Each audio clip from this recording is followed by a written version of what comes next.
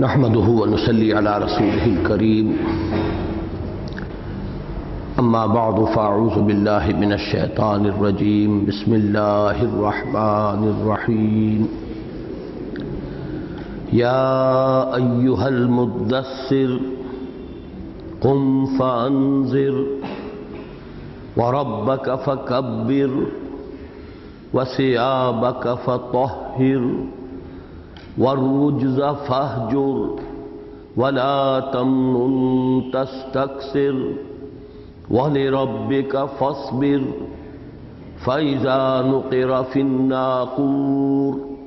فذلك يومئذ يوم عسير على الكافرين غير يسير صدق الله العظيم رب اشرح لي صدري ويسر لي امري واحلل عقدة من لساني يفقهوا قولي اللهم ربنا الهمنا رشدنا واعذنا من شرور انفسنا اللهم ارنا الحق حقا وارزقنا اتباعه وارنا الباطل باطلا وارزقنا اجتنابه اللهم وفقنا لما تحب وترضى آمین یا رب العالمین۔ سورہ مزمل ہم 3 نشستوں میں ختم کر سکے تھے۔ اس کے درس کے ضمن میں سورہ مزمل اور سورہ مدثر کے مابین جو نسبت ہے جوڑے ہونے کی، اس پر تفصیل سے گفتگو ہو چکی ہے۔ قرآن حکیم میں سورتوں کے جو جوڑے بہت نمایاں ہیں، یہ نسبت جو ہے جوڑے ہونے کی کہیں بہت نمایاں ہے، کہیں قدر خفی ہے، لیکن یہ کہ جہاں بہت نمایاں ہے ان میں سے ایک مثال یہ سورہ مزمل اور سورہ مدثر بھی ہے۔ بالکل ایک ہی انداز میں آغاز، یا ایھا المزمل یا ایھا المدثر، پھر دوسری آیت دونوں جگہ پر قم سے شروع ہو رہی ہے، گویا کہ نبی اکرم صلی اللہ علیہ وسلم کو اب اپنی عملی جد و جہد کے آغاز کا حکم ہو رہا ہے۔ پھر میں ساتھ ہی یہ بھی عرض کر چکا ہوں کہ جو ترتیب نزولی کے ضمن میں ہمارے ہاں مختلف روایات ہیں، مختلف معاملات ہیں، اس پر باقاعدہ تصنیف بھی لکھی گئی، خاص طور پر اس دور میں۔ مولانا ابوالکلام آزاد مرحوم کے ایک ساتھی نے تو اس کو باقاعدہ ایک اپنا کہا جا سکتا ہے کہ ایک تھیسس کا موضوع بنایا ہے۔ اس کے ضمن میں جو متقدمین میں سے اکثر حضرات کی رائے ہے، اگرچہ پورے قرآن مجید کی ترتیب نزولی کا معاملہ تو بہت مشکل ہے، تقریباً محال ہے، ناممکنات میں سے ہے کہ اب اس کا تعین تیقن کے ساتھ کیا جا سکے، اور اس کی ایسی شدید ضرورت بھی نہیں، اس لیے کہ در حقیقت جو حجت ہے ہمارے لیے وہ یہی ترتیب مصحف ہے، یہی ترتیب ہے کہ جو لوح محفوظ میں ہے۔ البتہ یہ ہے کہ شروع کی جو چند ابتدائی وحییں ہیں ان کے بارے میں تقریباً اجماع ہے، اور مجھے بھی اس سے اتفاق ہے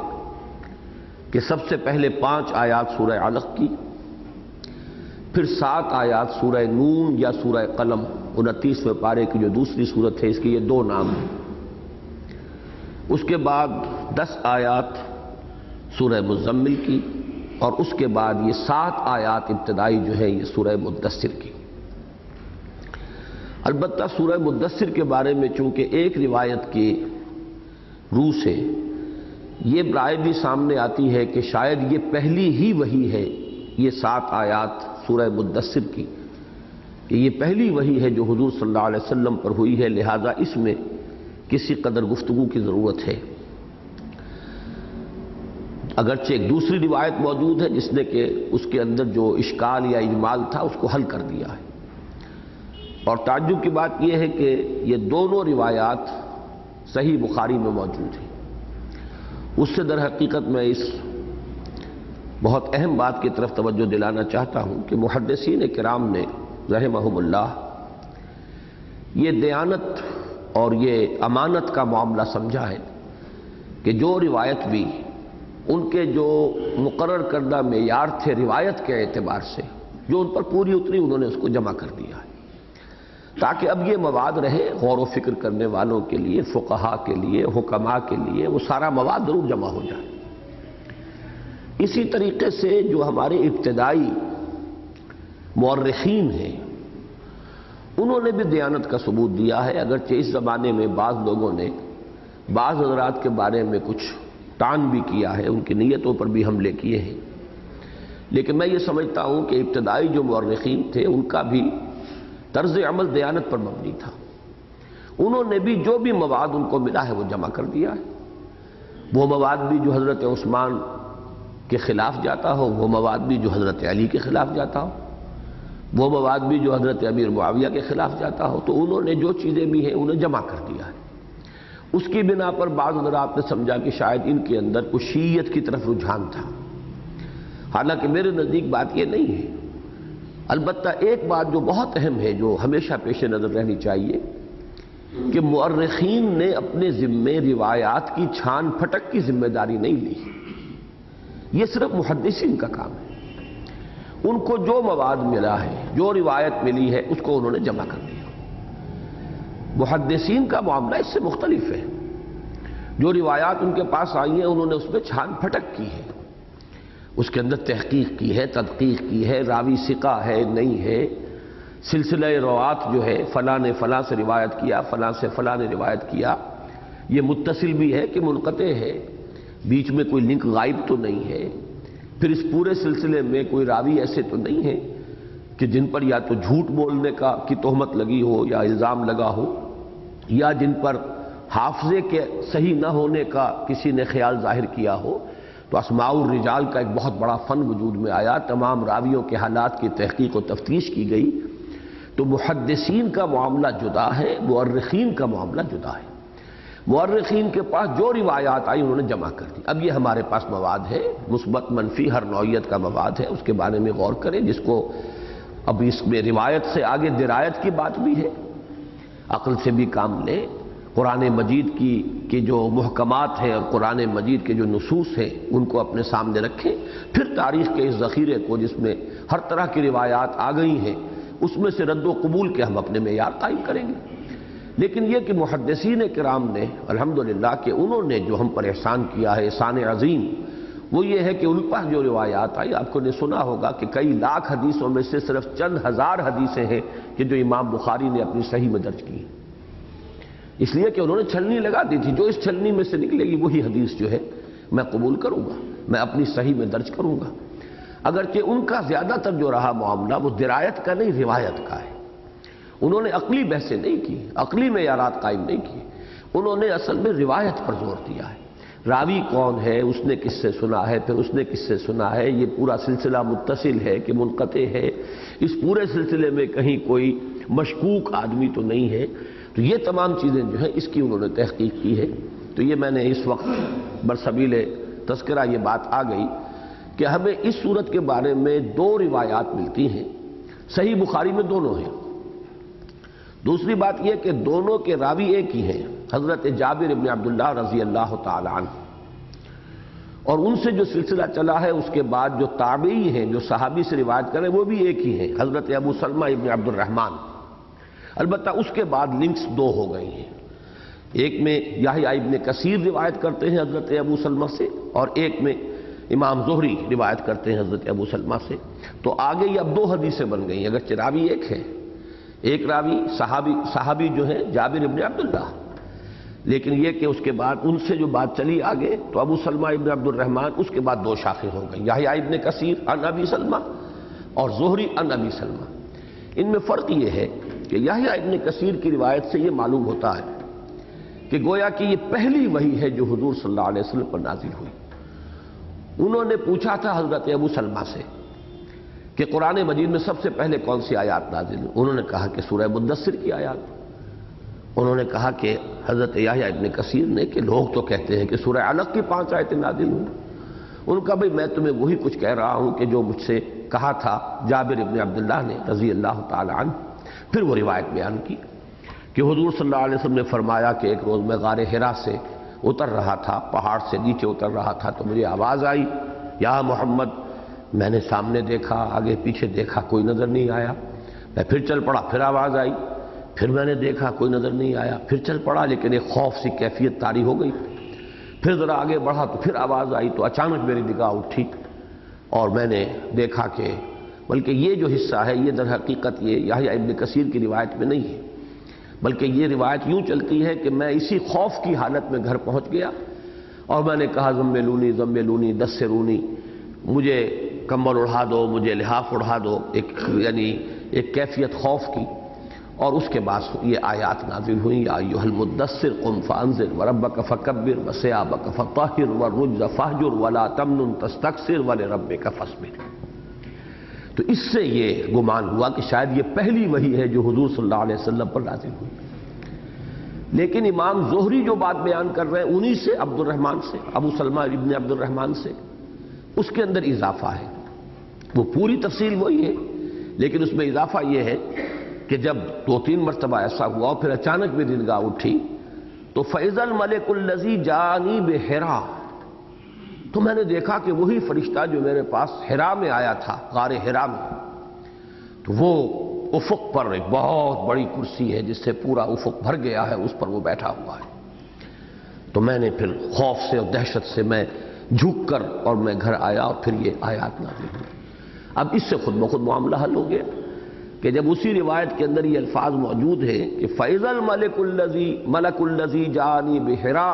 اچانک جو میں نے دیکھا وہی فرشتہ جو میرے پاس حرا میں آیا تھا، تو معلوم ہوا کہ پہلے ملاقات ہو چکی ہے حضرت جبرائیل سے، اسی لیے حضور نے پہچانا یہ وہی فرشتہ ہے کہ جو غار حرا میں آیا تھا۔ اس پر میں بعد میں جب ہم پہنچ جائیں گے سورہ علق میں پھر تفصیل سے عرض کروں گا کہ یہ کیفیت کیا تھی غار حرا میں جو وہی آئی ہے، اس کے بارے میں مختلف آراء کیا ہیں۔ لیکن اس وقت صرف یہ نوٹ کر لیجئے کہ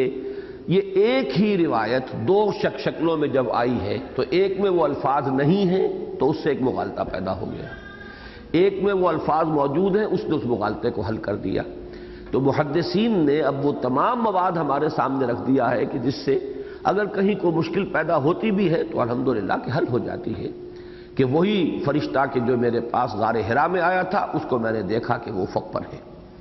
یہ روایت ہے۔ ویسے ایک اور روایت ہے لیکن یہ کہ وہ حضرت عبداللہ ابن عباس رضی اللہ تعالیٰ عنہ کا قول ہے اور امام طبرانی اسے لائے ہیں،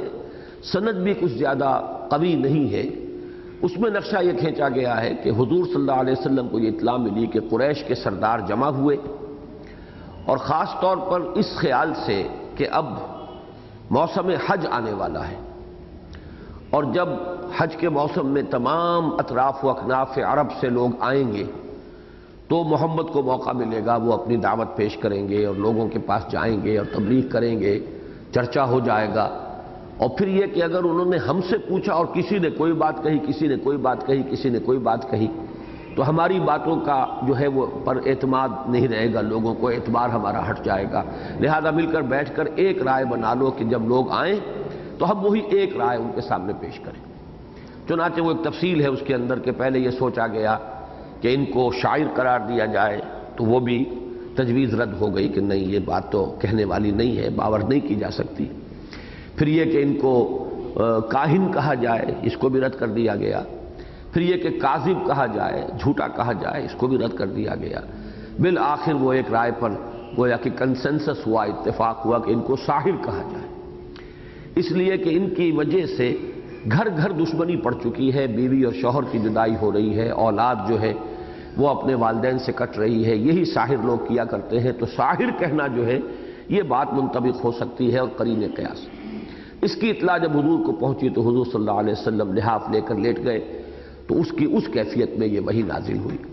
ایک تو یہ کہ یہ بات اس اعتبار سے فٹ نہیں بیٹھتی، اگرچہ حضرت عبداللہ ابن عباس کا قول ہے، طبرانی میں ہے، لیکن یہ قرین قیاس اس لیے نہیں ہے کہ یہ کیفیت تو کافی عرصے کے بعد جا کر ہوئی ہے، جبکہ وہ مخالفت اور وہ جو ایک کشاکش کی کیفیت شدت کو پہنچی ہے۔ یقیناً اس سورہ مبارکہ میں جو آگے آیات آ رہی ہیں ولید بن مغیرہ کے بارے میں، اس کے ضمن میں یہ پس منظر ہے اور یہ صحیح ہے،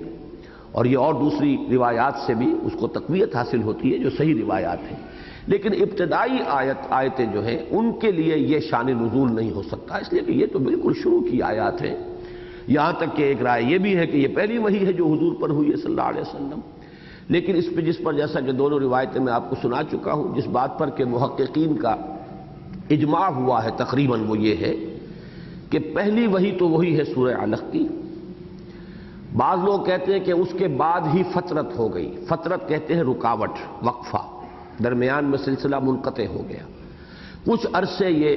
فترت اولا کہلاتی ہے، یہ حضور صلی اللہ علیہ وسلم پر وحی کا رک جانا کچھ عرصے کے لیے فترت. تو یہ فترت کے عرصے کے بعد پھر اب جو وحی شروع ہوئی ہے تو وہ یہ وحی ہے سورہ مدثر.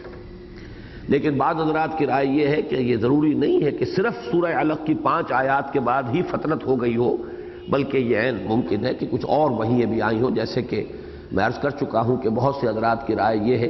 کہ سورہ نون کی 7 آیتیں اور سورہ مزمل کی بھی ابتدائی آیات نازل ہو چکی ہیں، پھر فترت ہوئی، پھر ایک رکاوٹ ہوئی. اس رکاوٹ کے بعد پھر جب آغاز ہوا ہے تو پہلی وحی یہی ہے. اس کے علاوہ ایک بات اور میں نے اس سے پہلے بھی آپ کو بتائی ہے، یہ نقطہ اہم ہے کہ یہ بات بھی تسلیم کی جاتی ہے بالعموم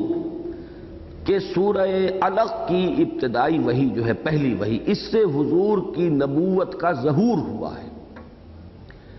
اور اس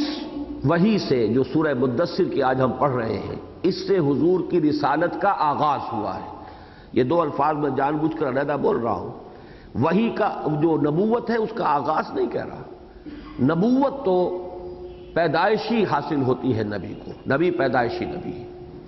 اس کی معصومیت آغاز سے ہے، اس کو اللہ کی طرف سے اسپیشل پروٹیکشن پہلے دن سے ہے. بلکہ یہ کہ عالم ارواح کے اندر بھی ارواح جو ہے انبیاء کی وہ اسی شان کے ساتھ تھیں. جیسے کہ حضور صلی اللہ علیہ وسلم کا واضح قول موجود ہے کہ جب آپ سے پوچھا گیا متى وجبت لك النبوۃ یا رسول اللہ، حضور آپ کو نبوت کب ملی؟ آپ نے فرمایا والآدم بین الماء والطین، ابھی آدم کا جو ہے وہ جسد تیار ہونے کے لیے ابھی گارے کی تیاری ہو رہی تھی، مٹی اور پانی جو ہے ابھی اس کو ملایا بھی نہیں گیا تھا، اس وقت بھی میں نبی تھا. تو معلوم ہوا کہ عالم ارواح میں تمام ارواح موجود تھی. ارواح تو پہلے پیدا کی جا چکی تھی. جو یہ تخلیق اجساد کا معاملہ ہے یہ تو میں تفصیل سے بیان کر چکا ہوں، تو بہت بات کی بات ہے. تمام ارواح انسانیہ، حضرت آدم کی نسل میں جتنے بھی انسانوں کو آنا تھا ان سب کی ارواح موجود تھی.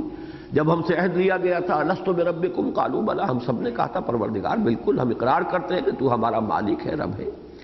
تو وہ جو عالم ارواح کے اندر بھی ظاہر بات ہے کہ تمام ارواح اپنی امتیازی کیفیات کے ساتھ تھی، اور حضور صلی اللہ علیہ وسلم اس کی طرف اشارہ کر رہے ہیں. میں اس وقت بھی نبی تھا.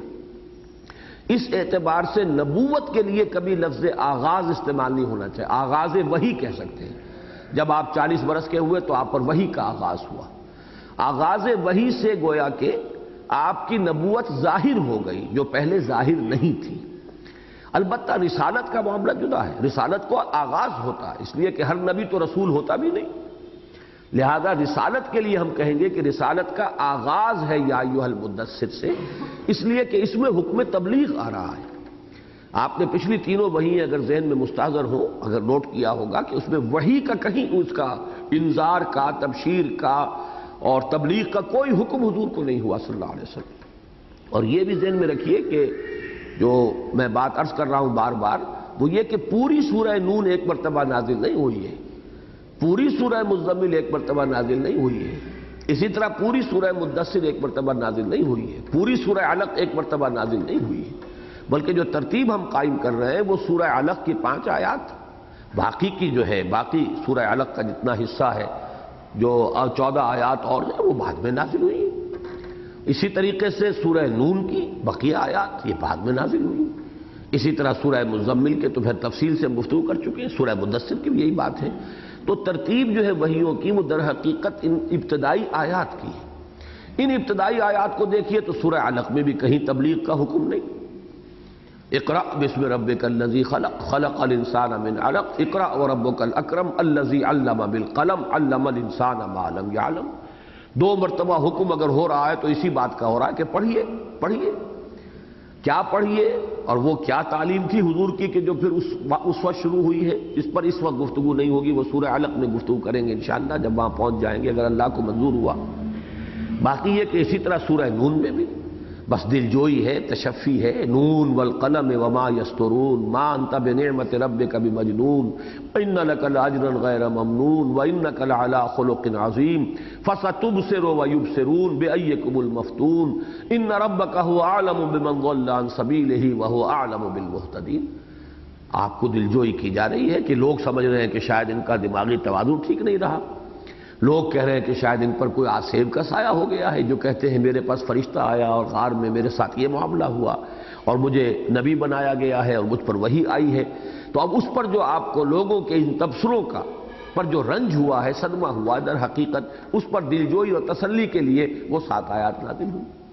اسی طرح سورہ مزمل کی ابتدائی آیات، اس میں سارے احکام حضور کو ہیں، راتوں کو کھڑے رہیں، قرآن کی ترتیل کریں، اور یہ کہ اپنے آپ کو بالکل یکسو کر کے اپنے رب کے دامن کے ساتھ جو ہے وابستہ کر لیں، لوگوں سے ایک حجر جمیل کی شکل اختیار کریں، جو وہ کہہ رہے ہیں اس کا خیال نہ کریں، اگر وہ مجنون کہہ رہے ہیں یا کچھ اور کہہ رہے ہیں، وہ آسیب زدہ کہہ رہے ہیں وغیرہ وغیرہ، آپ ان کا خیال نہ کیجئے۔ یہاں بھی تبلیغ کا کوئی حکم نہیں۔ یہ البتہ وہ آیات ہے کہ جن میں آغاز ہی میں 3 آیات کے اندر جو منصب رسالت ہے اور جو اس کے فرائض ہیں ان کو بڑے ہی جامعیت کے ساتھ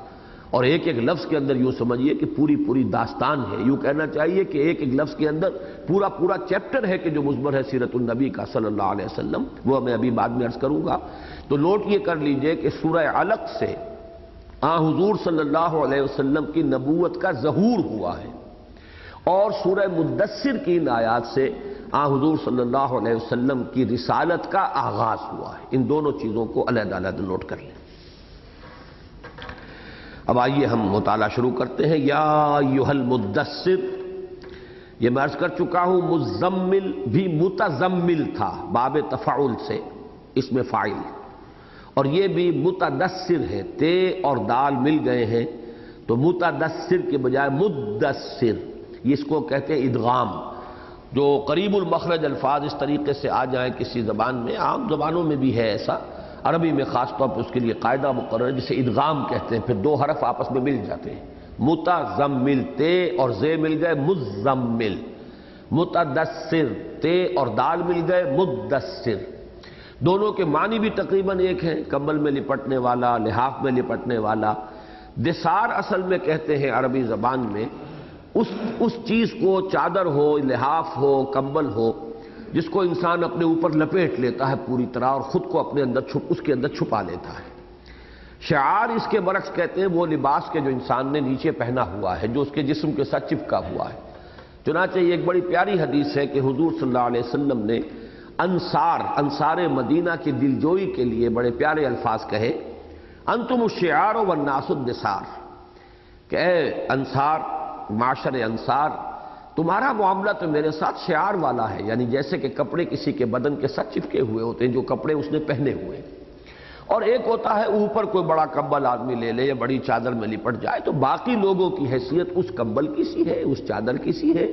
اور تم تو گویا کہ مجھے نہایت عزیز ہو، مجھے بہت ہی قریب، میرے قلبی تعلق کے اعتبار سے تم مجھ سے بہت ہی قربت رکھنے والے ہو۔ تو یہ ان کی دلجوئی کے لیے، اس لیے کہ مختلف مواقع پر ہو جاتا تھا، ظاہر بات ہے کہ حضور صلی اللہ علیہ وسلم کی جماعت جو تھی اس میں مہاجرین میں وہ لوگ زیادہ تعداد میں تھے کہ جنہوں نے 10-12 برس پہلے حضور صلی اللہ علیہ وسلم کی صحبت شروع کی تھی اور آپ کے ساتھ تھے، تربیت یافتہ زیادہ وہ تھے، دست و بازو زیادہ وہ بنتے تھے۔ اگرچہ دنیاوی اعتبار سے صورت یہ بنی کہ یعنی تحریک کو اگر کہیں پنپنے کے لیے بظاہر موقع ملا تو وہ تو مدینے میں ملا، مکے میں تو اس پوری کوشش کے باوجود جو ہے وہاں کسی غلبے کی صورت نظر نہیں آئی، بلکہ حضور صلی اللہ علیہ وسلم کو اور صحابہ کرام کو وہاں سے یوں سمجھیے کہ ہجرت کر کے مدینہ منورہ تشریف لانا پڑا۔ تو یہ ذرا ایک ڈائلیما رہتا تھا، اور لوگوں کے اندر بہرحال انسان ہی تھے صحابہ کرام، اور اس میں ایک کیفیت ہو جاتی ہے، میں وہ برے سنس میں لفظ استعمال نہیں کرتا، ایک جذبہ رقابت پیدا ہو جاتا ہے، اس لیے کہ آپ بھی کسی سے محبت کرتے ہیں، دوسرا بھی کسی سے محبت کرتا ہے، دونوں کی محبت شدید ہے۔ تو اب اگر کبھی بھی ذرا سا دیکھتے ہیں کہ التفات ادھر زیادہ ہو رہا ہے تو اس لیے نہیں کہ ان سے کوئی عداوت ہے یا بغض ہے، بلکہ اس لیے کہ آپ کو محبت ہے ان سے زیادہ، تو آپ کو کچھ کھلتا ہے کہ ان کا التفات یا ان کی توجہ ادھر دوسری طرف ہو رہی ہے۔ تو صحابہ کرام کے اندر یقیناً یہ ایک کیفیت رہتی تھی، مسابقت کا جذبہ بھی تھا، وہ مسابقت الی الخیر کا جذبہ تھا، نیکیوں میں ایک دوسرے سے آگے بڑھنے کی کوشش کرتے تھے۔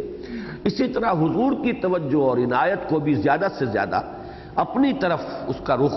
کرنے کی ہر شخص کوشش کرتا تھا، اور اس کا جذبہ جو ہے وہ مثبت جذبہ تھا، حضور صلی اللہ علیہ وسلم کی محبت کا جذبہ تھا۔ اور اس میں یقیناً اگرچہ فارسی کا ایک مصرع تو بڑا پیارا ہے،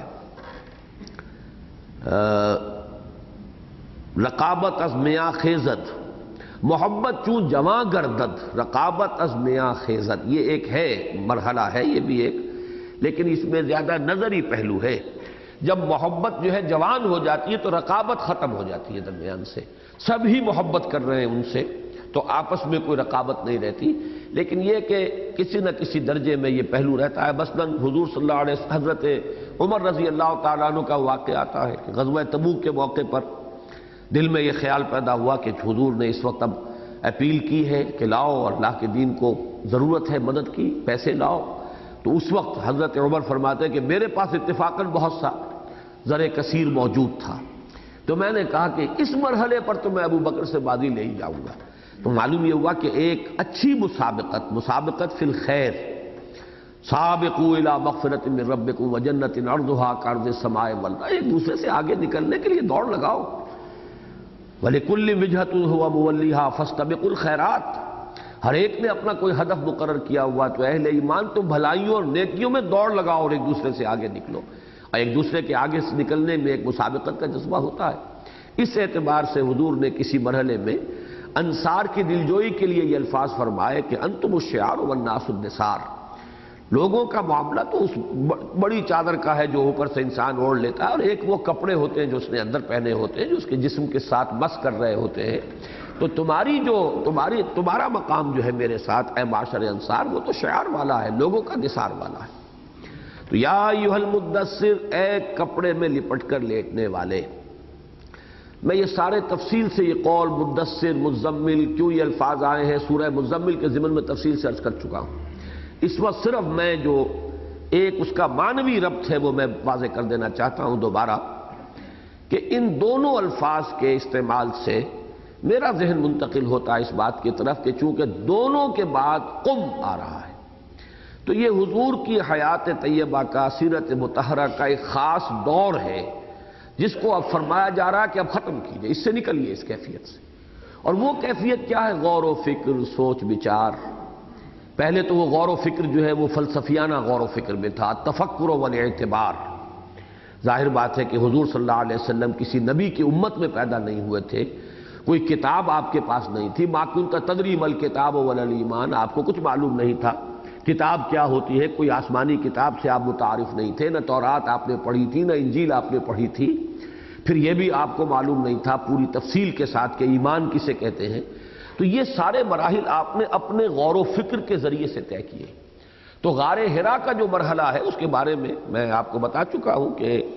جو روایت کے الفاظ ہیں حضرت عائشہ صدیقہ رضی اللہ تعالی عنہا کے، وہ تو یہ ہے کہ فلما بلغ 40 سنۃ حبب الیہ الخلا فکان یخلو بغار حرا یتحنس فیہ، جب حضور کی عمر شریف 40 برس کے لگ بھگ ہوئی تو آپ کو خلوت گزینی محبوب ہو گئی۔ وہ جو کیفیت اقبال نے کہی ہے کہ دنیا کی محفلوں سے اکتا گیا ہوں یا رب، کوئی ایسی کیفیت طاری ہو گئی کہ لوگوں سے ملنا جلنا اب ایک کاروبار تھا آپ کا، اور آپ نے بھرپور زندگی بسر کی ہے کاروبار کے اندر بھی، پھر وہ عائلی زندگی بھی تھی، 15 برس ہو چکے تھے اب حضور صلی اللہ علیہ وسلم کو متأہل زندگی بسر کرتے ہوئے، بچے تھے، بیٹیاں تھیں، زوجہ محترمہ حضرت خدیجہ الکبریٰ موجود ہیں، تو لیکن یہ کہ طبیعت کے اندر کچھ ایسی کیفیت پیدا ہوئی کہ گھر بار سے بھی اور کاروبار سے بھی اور لوگوں سے ملنے جلنے سے بھی طبیعت اچاٹ ہو کر،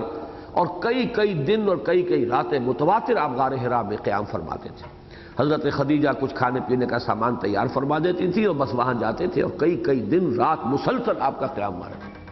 لیکن وہاں کرتے کیا تھے؟ اس لیے کہ آپ نہ تو امت موسیٰ میں پیدا ہوئے کہ ان کے مطابق کوئی عبادت کرتے ہوں، تو یتحنس فی، وہاں عبادت کرتے تھے، لیکن وہ عبادت کیا تھی؟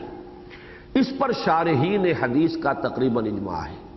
کہ کان صفت تعبدہ فی غار حرا التفکر والاعتبار،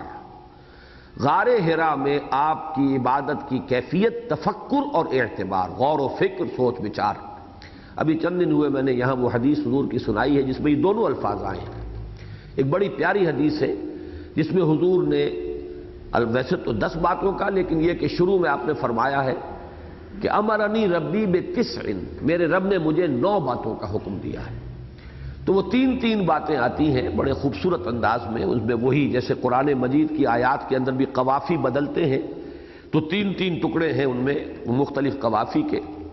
پھر ایک 10ویں بات یوں سمجھیے کہ نہایت جامع، سب کی جامع بات، وہ بھی آپ نے بیان فرمائی۔ میرے رب نے مجھے 9 باتوں کا حکم دیا۔ خشیت اللہ فی السر والعلانیہ، وکلمۃ العدل فی الغضب والرضا،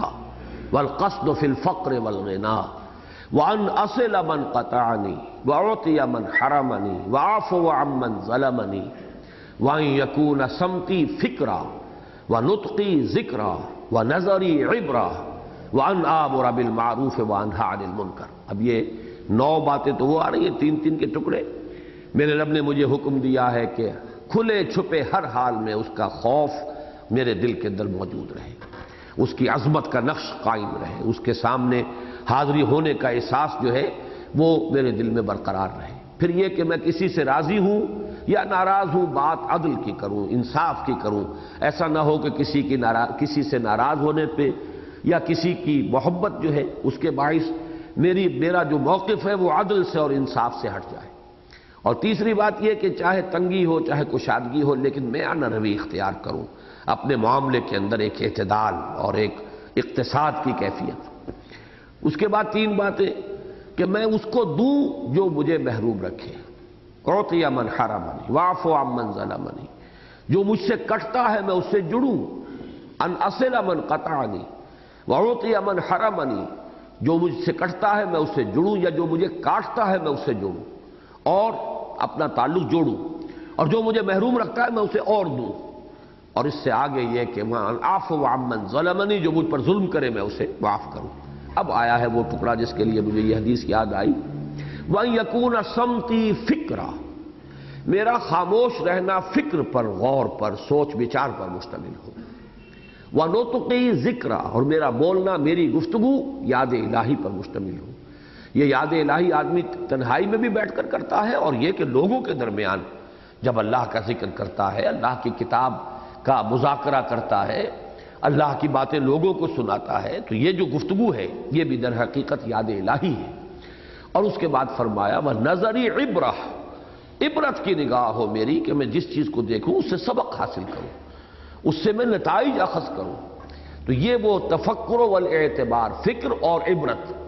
یہ ہے تفکر والاعتبار۔ کان صفت تعبدہ فی غار حراء التفکر والاعتبار۔ تو میں عرض کر رہا تھا کہ یہ جو ایک دور تھا حضور پر، اس کے بعد وہی آئی ہے، وہی غار حراء میں، اس کے بعد ظاہر بات ہے ایک بار گراں کا احساس۔ اب تفکر کے اندر وہ دوسری جس کو ہم فکر مندی کہتے ہیں اور تشویش، اس کا ایلیمنٹ بھی شامل ہوا کہ بہت بڑی ذمہ داری آ گئی ہے۔ حضرت ورقہ ابن نوفل نے صاف فرما دیا تھا حضور صلی اللہ علیہ وسلم سے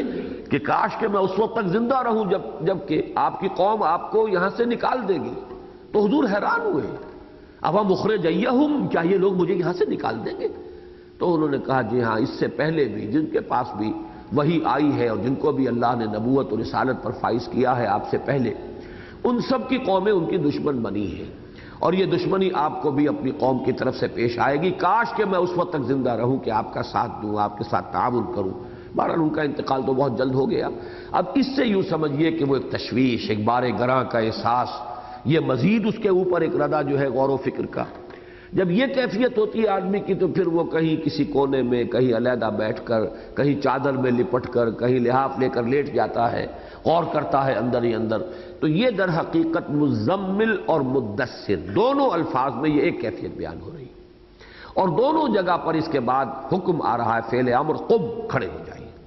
البتہ کھڑے ہو کر، یعنی کھڑے ہونے سے مراد یہ نہیں کہ فوراً کھڑے ہو جائیے، بلکہ یہ کہ اب کمر کس لیجئے، اب ہمت کیجئے، اپنی عملی جد و جہد کا آغاز کیجئے، اب سوچ بچار کے مرحلے سے نکلیے۔ اور بہت خوبصورت مصرع ہے علامہ اقبال کا جس میں کہ یہ کیفیت بیان ہوئی ہے کہ لاکھ حکیم سر بجیب ایک کلیم سر بکف۔ آپ نے کبھی علامہ اقبال کی بھی ایک تصویر دیکھی ہوگی کہ وہ سر پکڑ کر اس طرح یوں بیٹھے ہوئے۔ یہ ایک مفکر کا یوں سمجھیے کہ یہ ایک نقشہ ہے، اس لیے کہ غور و فکر، سوچ بچار، آب روان کبیر تیرے کنارے کوئی دیکھ رہا ہے کسی اور زمانے کے خواب۔ اب ظاہر بات ہے جو ویژنری ہوتا ہے وہ تو نہ معلوم کہاں کی سوچ رہا ہوتا ہے اور کہاں کہاں کے خواب دیکھ رہا ہوتا ہے، مستقبل کی باتوں کے بارے میں غور و فکر کر رہا ہوتا ہے۔ تو اس کو اقبال نے کہا لاکھ حکیم سر بجیب، جب سر جھکا ہوا ہوتا ہے غور و فکر میں تو گویا کہ اپنے گریبان میں اپنا سر دیا ہوا ہے۔ تو حکیم اور دانا لوگ تو یہی کچھ ہوتے ہیں، ان کو پھر وہ عمل کا مرحلہ ان کی زندگیوں میں نہیں آیا کرتا۔ وہ تو یہ کہ اس قسم کے لوگوں کو کچھ شاگرد فعال قسم کے مل جائیں تو پھر یہ ہے کہ وہ ان کی بات کو آگے بڑھانے والے ہوتے ہیں۔ عام طور پر جیسے آپ کو معلوم ہے مارکس نے کیا کیا، کتاب لکھی، اللہ اللہ خیر صلی اللہ۔ باقی یہ کہ کوئی کمیونسٹ ریولوشن کہیں برپا کرنے کا کوئی امکان نہیں تھا۔ وہ تو لینن جیسی شخصیت روس میں پیدا ہو گئی، ماؤ زیتونگ جیسی شخصیت فعال قسم کے اشخاص، تو انہوں نے انقلاب برپا کیا۔ تو یہاں معاملہ جو ہے اس کے برعکس ہے، یہاں تو یہی ہے کہ حضور صلی اللہ علیہ وسلم ہی نے وہ مرحلہ بھی طے کیا ہے، اور اب جب کہ وحی آ گئی اور اب آپ کو حکم دیا جا رہا ہے کہ کھڑے ہو جائیے، اس کیفیت سے نکلیے۔ لاکھ حکیم سر بجیب ایک کلیم سر بکف، اب تو سر بکف ہو کر باہر نکلنا پڑے گا، اپنی عملی جد و جہد کا آغاز کر دی۔ اس میں جیسا کہ ہم سورہ مزمل میں دیکھ چکے ہیں، جد و جہدیں دو آئی ہیں فوری طور پر۔ ایک رات کی مشقت ہے، قم اللیل الا قلیلا، یہ گویا کہ ذاتی تربیت، داخلی کیفیات، داخلی انقطاع، ہر طرح سے تبتل، اپنے ماحول سے ذہناً قلباً کٹ کر، عملاً کٹنا نہیں ہے، رہنا ہے وہیں، لیکن یہ کہ وہ جو وَتَبَتَّلْ إِلَيْهِ تَبْتِيلًا، اس میں صرف اللہ کے ساتھ اپنا ذہنی اور قلبی رشتہ استوار کر کے، اور پھر یہ کہ سب سے زیادہ مشقت جو ہے، کھڑے رہیے رات کو دو تہائی، آدھی شب، تہائی شب، اور اس قرآن مجید کو اپنے اندر جذب کیجئے اور جذب کیجئے، اتاریے اپنے اندر۔ یہ مشقت تھی جو سورہ مزمل میں آ گئی۔ اب یہاں ہے دوسری مشقت، اب یہ ہے دعوت اور تبلیغ کی مشقت، اور اس سے بھی آگے بڑھ کر انقلاب کی مشقت۔ یہ ہے در حقیقت کہ جہاں سے اب آپ کو وہ جو آپ کا مشن ہے عملاً، اس کے لیے حکم دیا جا رہا ہے قم فانذر، کھڑے ہو جائیے اور خبردار کیجئے۔ اس لفظ پر پہلے بھی بہت گفتگویں ہوئی ہیں، آج چونکہ یوں سمجھیے کہ قرآن مجید میں پہلی مرتبہ یہ لفظ اس مقام پر آیا ہے، مصحف کا معاملہ تو اور ہے، لیکن قرآن مجید میں ترتیب نزولی کے اعتبار سے پہلی مرتبہ یہ لفظ انذر جو ہے وہ یہاں اس آیت میں آیا ہے۔ معنی اس کے کیا ہے؟ اگرچہ بعض تراجم میں آپ نے شاید دیکھا ہو کہ کھڑے ہو جاؤ اور ڈراؤ، یا انذار کا ترجمہ جو ہے ڈرانا، لیکن یہ کہ صحیح ترین ترجمہ جو ہے وہ ہے خبردار کرنا، باخبر کر دینا۔ انگریزی کا لفظ بہترین ہے اس کے لیے، جو صحیح ترین مفہوم کو ادا کرتا ہے، وارن کرنا۔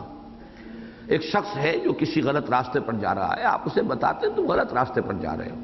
یہ راستہ تو ایسے جنگل کے اندر تمہیں پہنچا دے گا کہ جہاں ہلاکت ہے، بربادی ہے، تباہی ہے، تو آپ اس کو خبردار کرتے ہیں کہ تم غلط راستے پر ہو۔ اسی طریقے سے یہ قافلہ نوع انسانی جو ہے، اس کو خبردار کرنا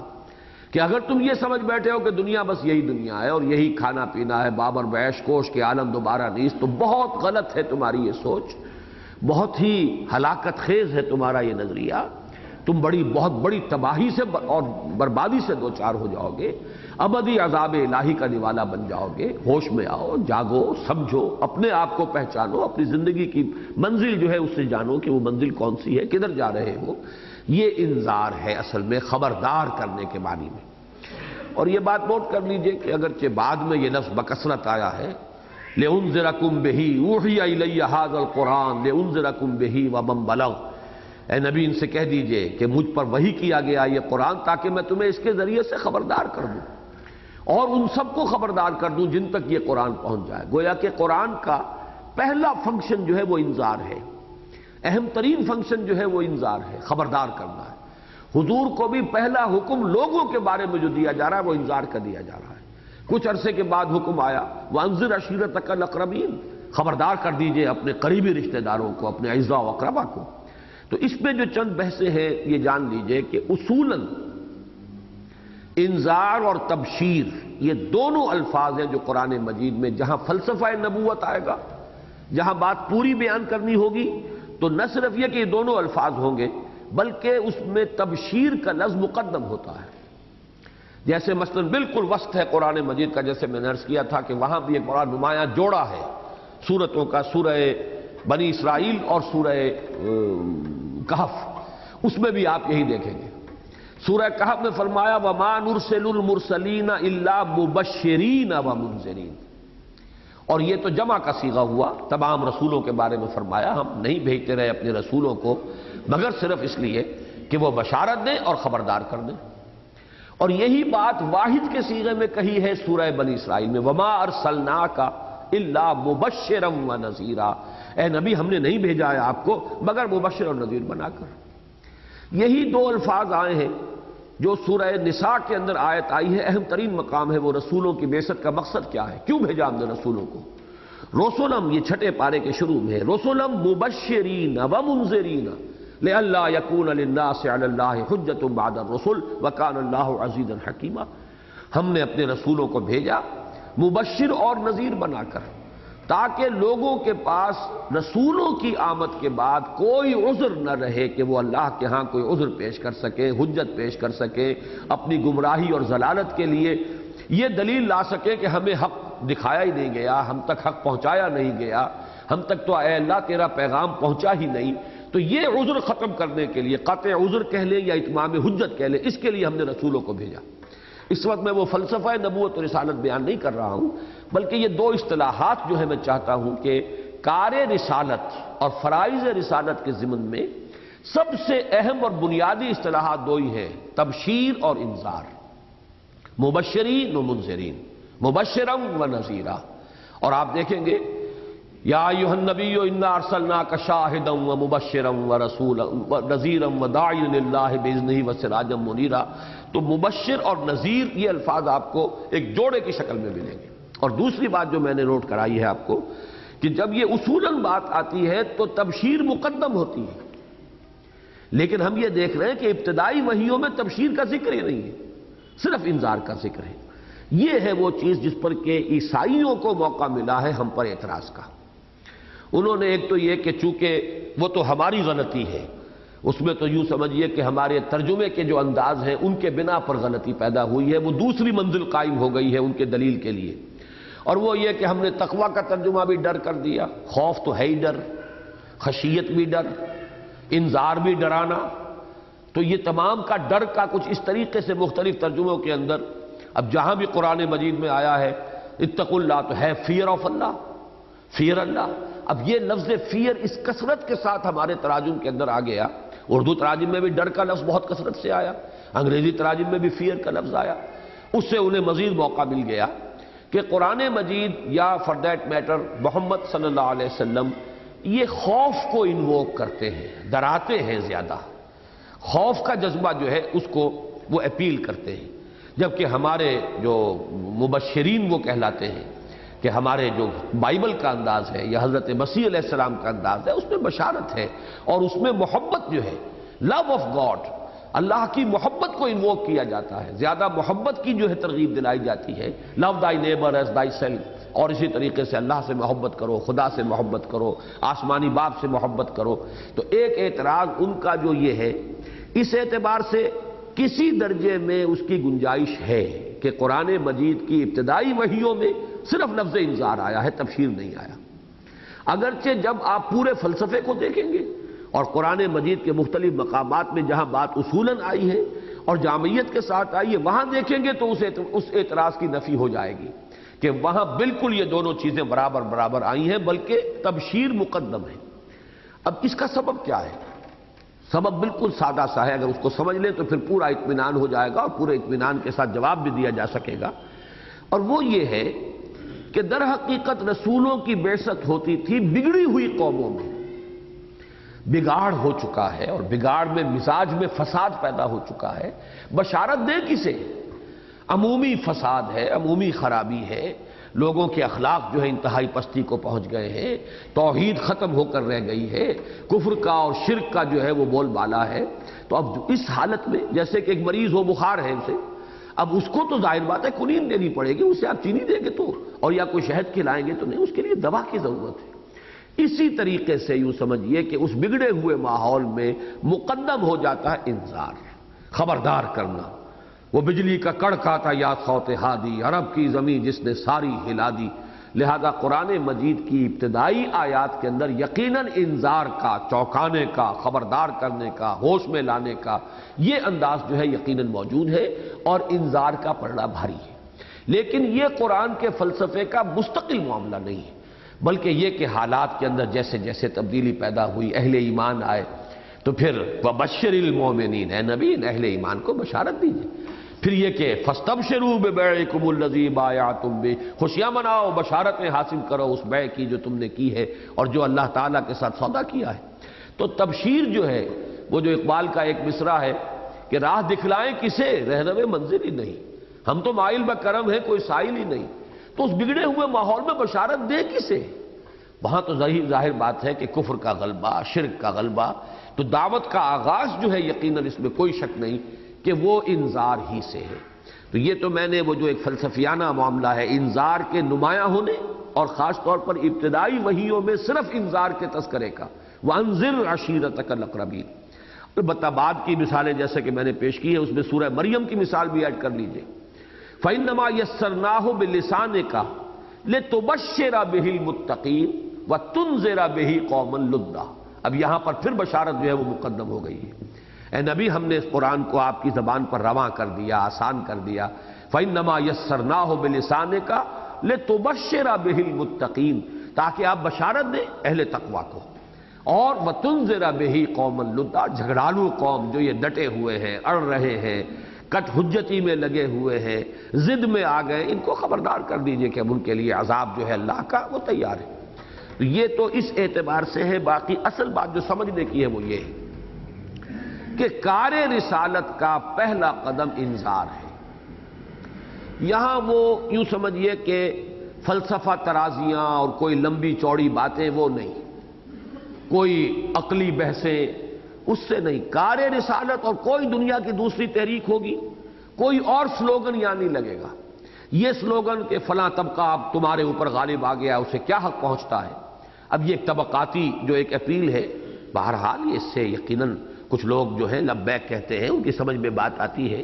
یا فلاں تم پر حکمران ہیں انہیں کیا حق پہنچتا ہے کہ وہ حکومت کریں، یہ بھی ایک نعرہ ہے، یا فلاں قوم جو ہے وہ ہماری جو قومی آزادی ہے اس کو غصب کیے ہوئے، یہ بھی ایک نعرہ ہے جس پر کوئی سیاسی تحریک اٹھے گی، کسی پر کوئی نیشنلسٹ موومنٹ اٹھے گی، کسی نعرے کی بنیاد کے اوپر کوئی مارکسسٹ موومنٹ یا کمیونسٹ موومنٹ اٹھے گی، تو ہر دعوت کے لیے نقطۂ آغاز کوئی ہوگا جس کو کہ وہ ایک سلوگن کی حیثیت سے استعمال کرتے ہیں۔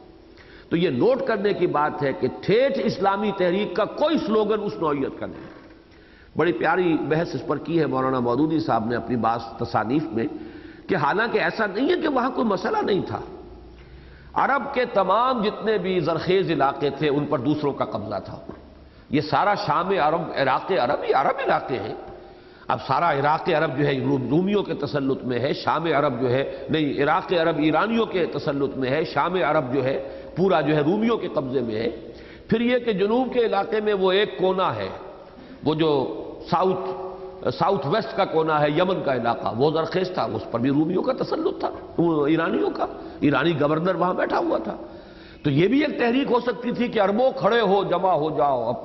اپنے حقوق کے حصول کے لیے متحد ہو جاؤ، یہ ایک تحریک ہوتی، ایک نیشنلسٹ موومنٹ بنتی اس سے۔ یا یہ کہ خود مکے کے اندر دبے ہوئے پسے ہوئے طبقات بھی تھے، غلام بھی تھے، اگر ان کو پکارا جاتا کہ تم آخر انسان ہو، تمہاری اپنی پریسٹیج ہے، تمہارے اپنے حقوق ہیں، تمہیں کیسے دبا دیا گیا ہے، یہاں پہ پیس ڈالا گیا ہے تمہیں، یہ بھی ایک تحریک ہوتی، ایک طبقاتی تحریک جو ہے وہ براتی اس کے ذریعے سے۔ لیکن اسلامی تحریک، اگر کوئی تحریک علی منہاج النبوہ، اگر نبوت کے نقش قدم پر کوئی دعوت اٹھنی ہے تو اس کا پہلا قدم جو ہے وہ انذار ہے۔ یہ اگر ہمیں دیکھنا ہو اور سوچنا ہو تو اس کو سوچ لینا چاہیے، اپنے بھی طرز عمل کے اوپر نظر ثانی کرنی چاہیے کہ سب سے زیادہ زور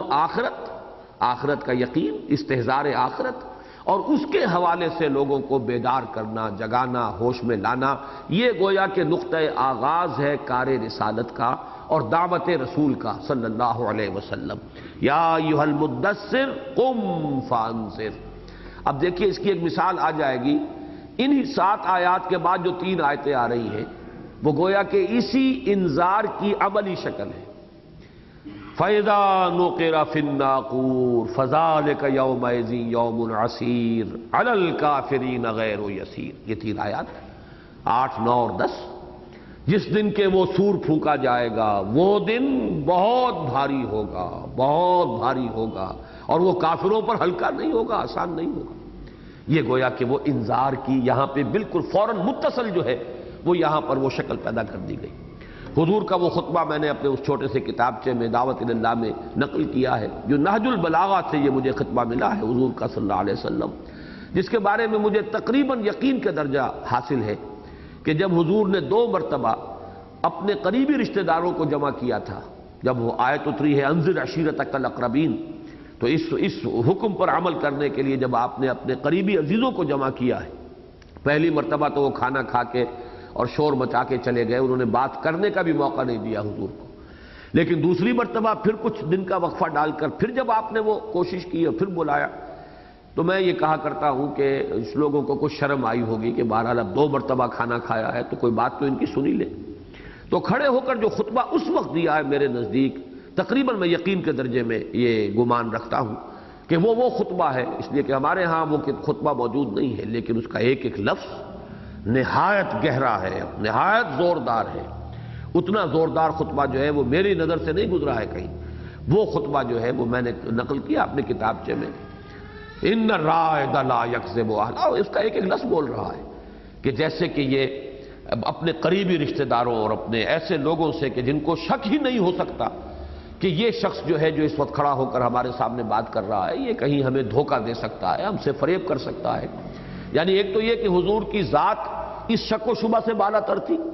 ایک یہ کہ ہمارے اپنے کیتھ اینڈ کن، ہمارے اپنے قریبی عزیز وہ کیسے ہمیں دھوکہ دیں گے اور کیوں دھوکہ دیں گے۔ اس کو حضور نے یہاں سے بات شروع کی، ان الرائد لا یکذب اہلہ، کوئی بھی قافلے کا جو راستہ بتانے والا ہوتا ہے وہ اپنے قافلے کو کبھی دھوکہ نہیں دیا کیا کرتا۔ تمہاری آبزرویشن ہے، یہ معتمد علیہ انسان ہوتا ہے، اسی کو مقرر کیا جاتا ہے کہ وہ اگلی منزل کا تعین کرے کہ کہاں پانی ہے، چارہ ہے، کہیں کوئی گھاس ہے جہاں ہم رکیں وہاں ٹھہریں تو ہماری ضروریات پوری ہو سکیں گی۔ آج تک کبھی ایسا نہیں ہوا کہ کسی رائد نے اپنے قافلے والوں کو دھوکہ دیا ہو۔ اس میں گویا کہ اشارہ ہو رہا ہے، ویسے تو یہ کہ اس کی شرح کی جائے تو پورے قافلہ نوع انسانی کے لیے حضور کی حیثیت رائد کی ہے، پورے قافلہ انسانیت کو راستہ بتانے والے اور اگلی منزل کا سراغ دینے والے، وہ اگلی منزل آخرت کی منزل ہے، اس کا سراغ دینے والے ہیں محمد الرسول اللہ صلی اللہ علیہ وسلم۔ لیکن اہلہ، اپنے لوگ، اپنے اہل و عیال، اپنے کل میں قبیلے کو کبھی کسی نے دھوکہ نہیں دیا۔ واللہ، اب یہاں دیکھیے زور دیکھیے خطابت کا، واللہ لو کذبت الناس جميعا ما کذبتکم ولو غررت ما غررتکم، خدا کی قسم اگر میں تمام انسانوں سے جھوٹ بول سکتا تب بھی تم سے تو جھوٹ کبھی نہ بولتا، تم تو میرے اپنے عزیز ہو، رشتہ دار ہو۔ اب یہاں پہ وہ ذہن میں رکھیے کہ کسی کو یہ شک ہو ہی نہیں سکتا تھا کہ حضور جھوٹ بول سکتے ہیں، لیکن یہ خطیبانہ انداز ہے، اس کے اندر ایک زور دینے کے لیے، واللہ لو کذبت الناس جميعا ما کذبتکم ولو غررت الناس جميعا ما غررتکم، اور اگر میں تمام انسانوں کو دھوکہ دے سکتا تب بھی تمہیں کبھی دھوکہ نہ دیتا۔ اس تمہید کے بعد بات اٹھائیے آپ نے، واللہ، واللہ الذی لا الہ الا ہو، اس اللہ کی قسم کہ جس کے سوا کوئی الہ نہیں، انی لرسول اللہ الیکم خاصۃ والی الناس کافۃ، میں یقیناً اللہ کا رسول ہوں تمہاری طرف بالخصوص اور پوری نوع انسانی کی طرف بالعموم۔ یہ 2 بعثتیں بھی اپنی اس ایک خطبے کے اندر جمع کر دی، ایک بعثت خصوصی الی اہل العرب، الی بنی اسماعیل، الی الامیین، اور ایک بعثت عمومی، وما ارسلناک الا کافۃ للناس بشیرا ونذیرا، واللہ الذی لا الہ الا ہو انی لرسول اللہ الیکم خاصۃ والی الناس کافۃ۔ اب یہاں بھی نوٹ کیجئے ایک ایک جملے میں توحید اور رسالت کا ذکر ہے، اور اس کے بعد پورا خطبہ آخرت پہ ہے۔ واللہ لتموتن کما تنامون ثم لتبعثن کما تستيقظون ثم لتحسبن بما تعملون ثم لتجزون بالاحسان احسانا وبالسوء سوءا وانها لجنة ابدا ولنار ابدا۔ 6 جملے آ رہے ہیں آخرت پر،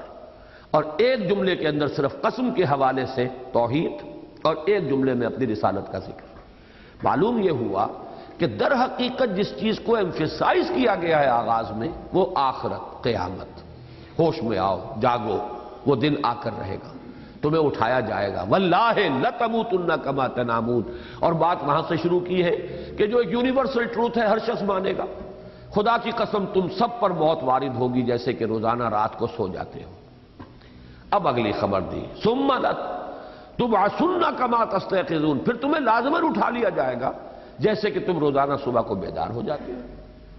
ثم لتحسبن بما تعملون، پھر تمہارا حساب ہوگا جو تم عمل کر رہے ہو، عمل کا اعمال کا حساب ہوگا۔ ثم لتجزون، پھر یہ حساب بھی یوں ہی نہیں ہوگا بیکار، بلکہ تمہیں جزا ملے گی، اور وہ جزا کیا ہوگی؟ ثم لتجزون، تمہیں بہتر جزا ملے گی، تمہیں بالسوء سوء، اگر بھلائی کی ہے، نیکی کی ہے تو اچھی جزا ملے گی، اور اگر برائی کی ہے تو برا بدلہ ملے گا۔ وَإِنَّهَا لَجَنَّةٌ أَبَدًا أَوْ لَنَارٌ أَبَدًا، یا پھر وہ جنت ہے ہمیشہ ہمیش کے لیے، اور یہ آگ ہے ہمیشہ ہمیش کے لیے۔ یہ ہے انذار۔ یا ایھا المدثر قم فانذر۔ البتہ ایک بات نوٹ کر لیں یہاں، طبعا اسی کے تابع اصل انذار تو اس کا ہوتا ہے، لیکن پھر یہ کہ ایک انذار کا اضافہ ہو جاتا ہے۔ اصل انذار ہے آخرت کا، انذار آخرہ، لیکن ایک دوسرا انذار ہوتا ہے کہ رسول ہوں میں، جب رسالت پر زیادہ زور دیا جاتا ہے آگے چل کر۔ مکی صورتوں جو طویل صورتیں ہیں، جو پہلے دو گروپ ہیں، ان کے بارے میں جو حضرات شروع سے شریک ہیں ان کے علم میں ہے کہ میں نے ان کے بارے میں بارہا بتایا کہ ان میں زیادہ زور رسالت پر ہے۔ درمیانی دو گروپوں کی مکیات جو ہیں ان میں زیادہ جو ہے توحید پر زور ہے، اور ابتدائی دو گروپ ہیں یہ، ان کے اندر زیادہ زور آخرت پر ہے۔ یہی ترتیب ہے۔ مکی صورتوں میں سب سے پہلے جو صورتیں نازل ہوئی وہ اس آخری حصے میں ہیں۔ اس سے ذرا پیچھے ہٹیں گے، درمیانی حصے میں وہ صورتیں ہیں کہ جو مکے کے درمیانی دور میں نازل ہوئی ہیں۔ اس سے اور پیچھے جائیے، جو طویل صورتیں ہیں مکی، یہ وہ ہے کہ جو مکی دور کے آخری زمانے میں نازل ہوئی ہیں۔ ترتیب عکسی ہے۔ تو پہلی صورتوں میں زیادہ زور رسالت پر ہے، درمیانی صورتوں میں زیادہ جو زور توحید پر ہے، اور آخری دو گروپوں کی صورتوں میں زیادہ زور آخرت پر ہے، انذار آخرت پر۔ اسی لیے اس گروپ ہی کو کہا گیا کہ یہ گروپ جو ہے یہ انذار کا گروپ ہے۔ اس اعتبار سے جب آیا ہے رسالت پر زیادہ زور، تو اب وہ دوسرا انذار بھی شروع ہو گیا کہ اگر تم نہیں مانو گے تو ہلاک کر دیے جاؤ، جیسے کہ حضرت نوح علیہ السلام کی قوم ہلاک کر دی گئی، اس لیے کہ پھر ان کے ساتھ رعایت نہیں ہوتی۔ جب رسول آ جاتے تھے جب رسول علیہ الصلوۃ والسلام، تو پھر چونکہ وہ حق یوں سمجھیے بالکل مبرہن ہو کر سامنے آ جاتا تھا، کوئی اشتباہ نہیں رہتا تھا۔ ان کی اپنی سیرت و کردار ہر شک و شبے سے بالاتر، ان کے بارے میں کوئی غلط موٹیو جو ہے اس کا کوئی ذہن کے اندر شائبہ نہیں آتا کہ ان کے اندر کوئی غلط جو ہے کسی نیت کے تحت یہ کام کر رہے ہیں۔ گویا کہ اس اعتبار سے وہ خود ایک برہان ہوتے تھے، وہ خود بینہ ہے۔ رسول من اللہ یتلو صحفا مطہرۃ، یہ بینہ جو ہے رسول اور کتاب دونوں سے مل کر بنتی ہے۔ اور پھر ان کے سامنے جب حق کو واضح کر دیا جائے، اب اس کے بعد وہ کسی رعایت کے مستحق نہیں ہوتے تھے، اور پوری قومیں ہلاک کر دی گئی، قوم نوح، قوم ہود، قوم سمود، اور قوم لوط، اور قوم شعیب، آل فرعون ہلاک کر دی گئی۔ تو یہ دوسرا انذار ہوتا ہے دنیا میں عذاب استیصال کا، کہ اگر تم قبول نہیں کرو گے، اگر لبیک نہیں کہو گے، اگر دعوت جو ہے اس دعوت حق کو رد کر دو گے، تو دنیا میں بھی تمہیں ختم کر دیا جائے گا، عذاب ہلاکت تم پر آئے گا۔ لیکن یہ در حقیقت بعد کے مرحلے کی بات ہے۔ شروع میں جو انذار ہے جس کا کہ آج ہم یہاں ذکر پڑھ رہے ہیں، یہ ہے انذار آخرہ۔ یا ایھا المدثر قم فانذر، اے لحاف میں لپٹنے والے یا کپڑے میں لپٹنے والے صلی اللہ علیہ وسلم، کھڑے ہو جاؤ، خبردار کرو، جگاؤ، نیند کے ماتوں کو بیدار کرو۔ یہ جو مدہوش ہیں انہیں فکر ہی نہیں ہے، ان کی منزل کی خبر دو کہ ان کی آخری منزل کون سی ہے، اصل زندگی کون سی ہے۔ اب تیسری آیت پر توجہ کیجئے، وَرَبَّكَ فَكَبِّرْ، اور اپنے رب کی تکبیر کرو، اپنے رب کی تکبیر یا بڑائی کرو۔ میں نے یہاں پہ کرو کا لفظ استعمال کیا، بہت سے تراجم کے اندر میں نے دیکھا الحمدللہ یہ لفظ استعمال کیا گیا ہے، اس لیے کہ اس میں بھی بڑی ہی کوتاہی ہوئی ہے اس لفظ کے صحیح مفہوم کو ادا کرنے میں، اور اس کا ایک تاریخی پس منظر ہے، میں وہ بھی بتا دوں گا کہ تکبیر کا ذہن میں تصور جو آتا ہے، اور عام طور پر جو اس کے لیے جو میں نے تفاسیر کے اندر دیکھا ہے کہ اس کے تابع وہ اس کے اندر صرف وہی پہلو سامنے نمایاں ہو کر رہ جاتا ہے، جس کو میں ابھی یہ واضح کروں گا کہ وہ 3 مرحلے ہیں تکبیر کے،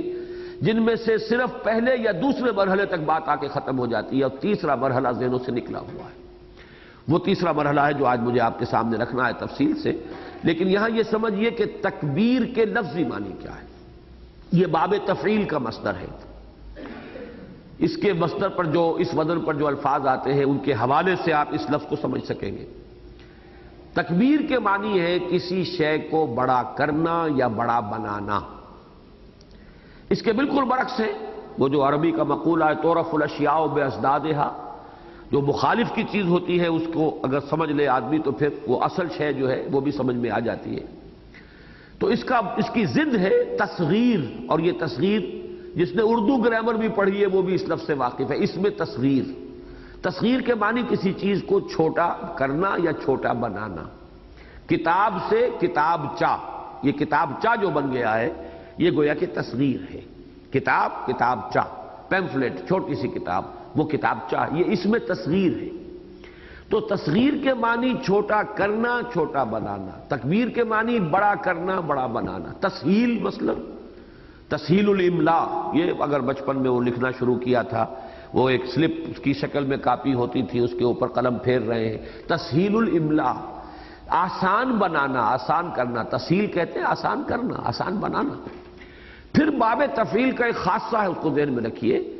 کہ یہ کام ہوتا ہے تدریجاً، تھوڑا تھوڑا کر کے، ایک دم نہیں ہو جاتا۔ اس کے لیے پہم، مسلسل، درجہ بدرجہ، کوشش، محنت جو ہے وہ لازم ہوتی ہے، جس کو کہ بارہا میں نے بیان کیا ہے کہ ایک ہے انزال، ایک ہے تنزیل۔ انزال کے معنی دفعتاً کسی شے کو اتار دینا، تنزیل تھوڑا تھوڑا کر کے اتارنا۔ چنانچہ وہ آیہ مبارکہ جو سورہ نساء میں ہے، بہت اہم آیات میں سے قرآن مجید کی، جس سے واضح ہو جاتا ہے کہ ایمان کے 2 درجے ہیں بالکل علیحدہ علیحدہ۔ یا ایھا الذین آمنوا آمنوا باللہ ورسولہ والکتاب الذی نزل علی رسولہ والکتاب الذی انزل من قبل۔ ایک ہی آیت میں یہ دونوں الفاظ آ گئے۔ اہل ایمان لاؤ اللہ پر اور اس کے رسول پر صلی اللہ علیہ وسلم، اور اس کتاب پر بھی جو اس نے اپنے رسول پر نازل فرمائی ہے بصورت تنزیل، اور اس کتاب پر بھی جو اس نے پہلے نازل کی تھی بصورت انزال۔ تورات چونکہ دفعتاً حضرت موسیٰ علیہ السلام کو دے دی گئی، تو الواح پر لکھی ہوئی تھی، کوہ طور پر وہ الواح آپ کے حوالے کر دی گئی، پوری کی پوری کتاب گویا کہ آپ کو مل گئی، لہذا وہاں انزال ہے، ایک دم اتار دیا گیا۔ اور حضور صلی اللہ علیہ وسلم کو قرآن مجید 23 برس میں یا 22 برس میں، اگر آپ قمری حساب کریں گے تو وہ 23 بن جائیں گے، ورنہ یہ کہ 22 برس لگ بھگ ہے۔ 610 میں وہی شروع ہوئی ہے، 632 میں حضور کا انتقال ہو گیا۔ تو 22 برس میں رفتہ رفتہ، درجہ بدرجہ، تدریجاً، تھوڑا تھوڑا کر کے، نجمن قرآن مجید نازل ہوا، یہ تنزیل ہے۔ اسی طریقے سے اعلام اور تعلیم، اعلام کسی کو کوئی بات بتا دینا، خبردار کر دینا، بس یہ بات ہے۔ اس کے بعد اس نے سمجھا نہیں سمجھا اس سے آپ کو غرض نہیں، لیکن یہ کہ تعلیم کسے کہتے ہیں؟ کسی کو اچھی طرح بات سمجھانا، اس کے دماغ میں اتارنا، جائزہ لینا سمجھا کہ نہیں سمجھا ہے، پچھلا سبق سننا اور پھر آگے سبق دینا، درجہ بدرجہ، یہ تعلیم ہے۔ تو جو فرق اعلام اور تعلیم میں ہے، جو انزال اور تنزیل میں ہے، اس کو ذہن میں رکھیے کہ یہ خاصہ ہے باب تفعیل کا۔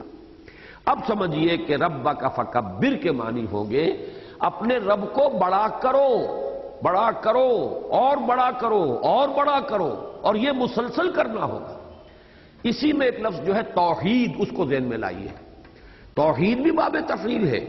یہ ہم نے اسے ایک سمجھا ہوا، بس ایک لفظ کی حیثیت سے ہمارا وہ ایک اصطلاح بن گئی ہے، لیکن ایک خطبے میں حضور نے جب اس لفظ کو استعمال کیا، یا ایھا الناس وحدوا اللہ فإن التوحید رأس الطاعات، توحید یہاں پر وحدو کے شکل میں جب آیا ہے فعل امر، کہ توحید مسلسل، اپنے اس توحید کا ادراک، اس کا شعور وہ آپ کے ذہن کے اندر آئے، اس کا صحیح آپ کو ادراک ہو جائے، پھر آپ اس کا اعلان بھی کریں، پھر اس کے عملی تقاضوں کو بھی پورا کریں۔ توحید عملی میری ایک پوری کتاب ہے، جب ہم سورہ زمر اور سورہ مومن اور سورہ حامیم سجدہ اور سورہ شورى پڑھ رہے تھے، میں نے یہ بحث کی تھی کہ توحید عملی یہاں پر آئی ہے زیر بحث، کہ توحید عملی یہ ہے، توحید عقیدے کی تو یہ ہے کہ مان لیا اللہ ایک ہے، اس کی صفات میں کوئی اس کا برابر نہیں، کوئی ساجی نہیں، لا مثل لہ ولا مثال لہ ولا مثیل لہ ولا ضد لہ ولا ند لہ ولا کفو لہ، سارے بات کہہ دی، یہ تو کہہ دی نا آپ نے۔ اب اس کی ریئلائزیشن ہے اندر آپ کے دل میں،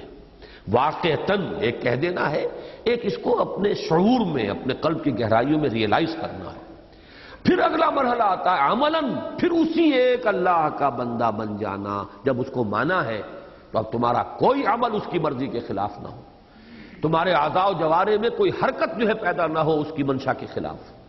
تمہارا قدم نہ اٹھے اس راستے پر چلنے کے لیے کہ جس راستے پر چلنے سے اس نے روک دیا ہو، تمہاری زبان نہ کھلے وہ لفظ نکالنے کے لیے کہ جس کا نکلنا اس کو پسند نہ۔ یہ توحید عملی ہوئی، عبادت، بندگی، ایک ہی رب کی اطاعت اور بندگی میں اپنے پورے وجود کو، اپنی پوری شخصیت کو دے دینا۔ اور اسی کی پھر آخری منزل ہے، وہ ہے کہ ایک ہی رب کا نظام قائم ہو جائے۔ یہ اجتماعی سطح پر توحید عملی ہوگی، جو اس 20ویں صدی میں اللہ تعالیٰ نے پاکستان کو یہ توفیق دی تھی،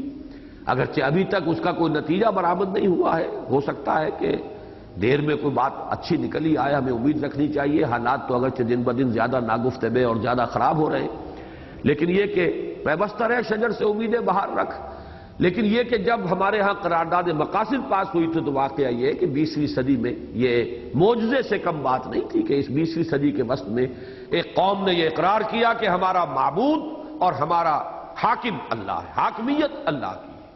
ہمیں جو بھی اختیار حاصل ہے وہ ہمارا ذاتی نہیں ہے، ڈیلیگیٹڈ اتھارٹی ہے، اللہ کی طرف سے دی ہوئی ہے، اور ہم اسے اللہ کی معین کردہ حدود کے اندر استعمال کریں گے۔ یہ ایک بہت بڑی بات تھی، یہ اگر اس کو عملاً اس کا تقاضا پورا کر دیا جائے کہ پورا اجتماعی نظام واقعتاً اللہ کے دین کے تابع ہو جائے، یہ توحید عملی ہوگی۔ اب اسی پر قیاس کیجئے تکبیر کے بھی 3 مرحلے ہوں گے۔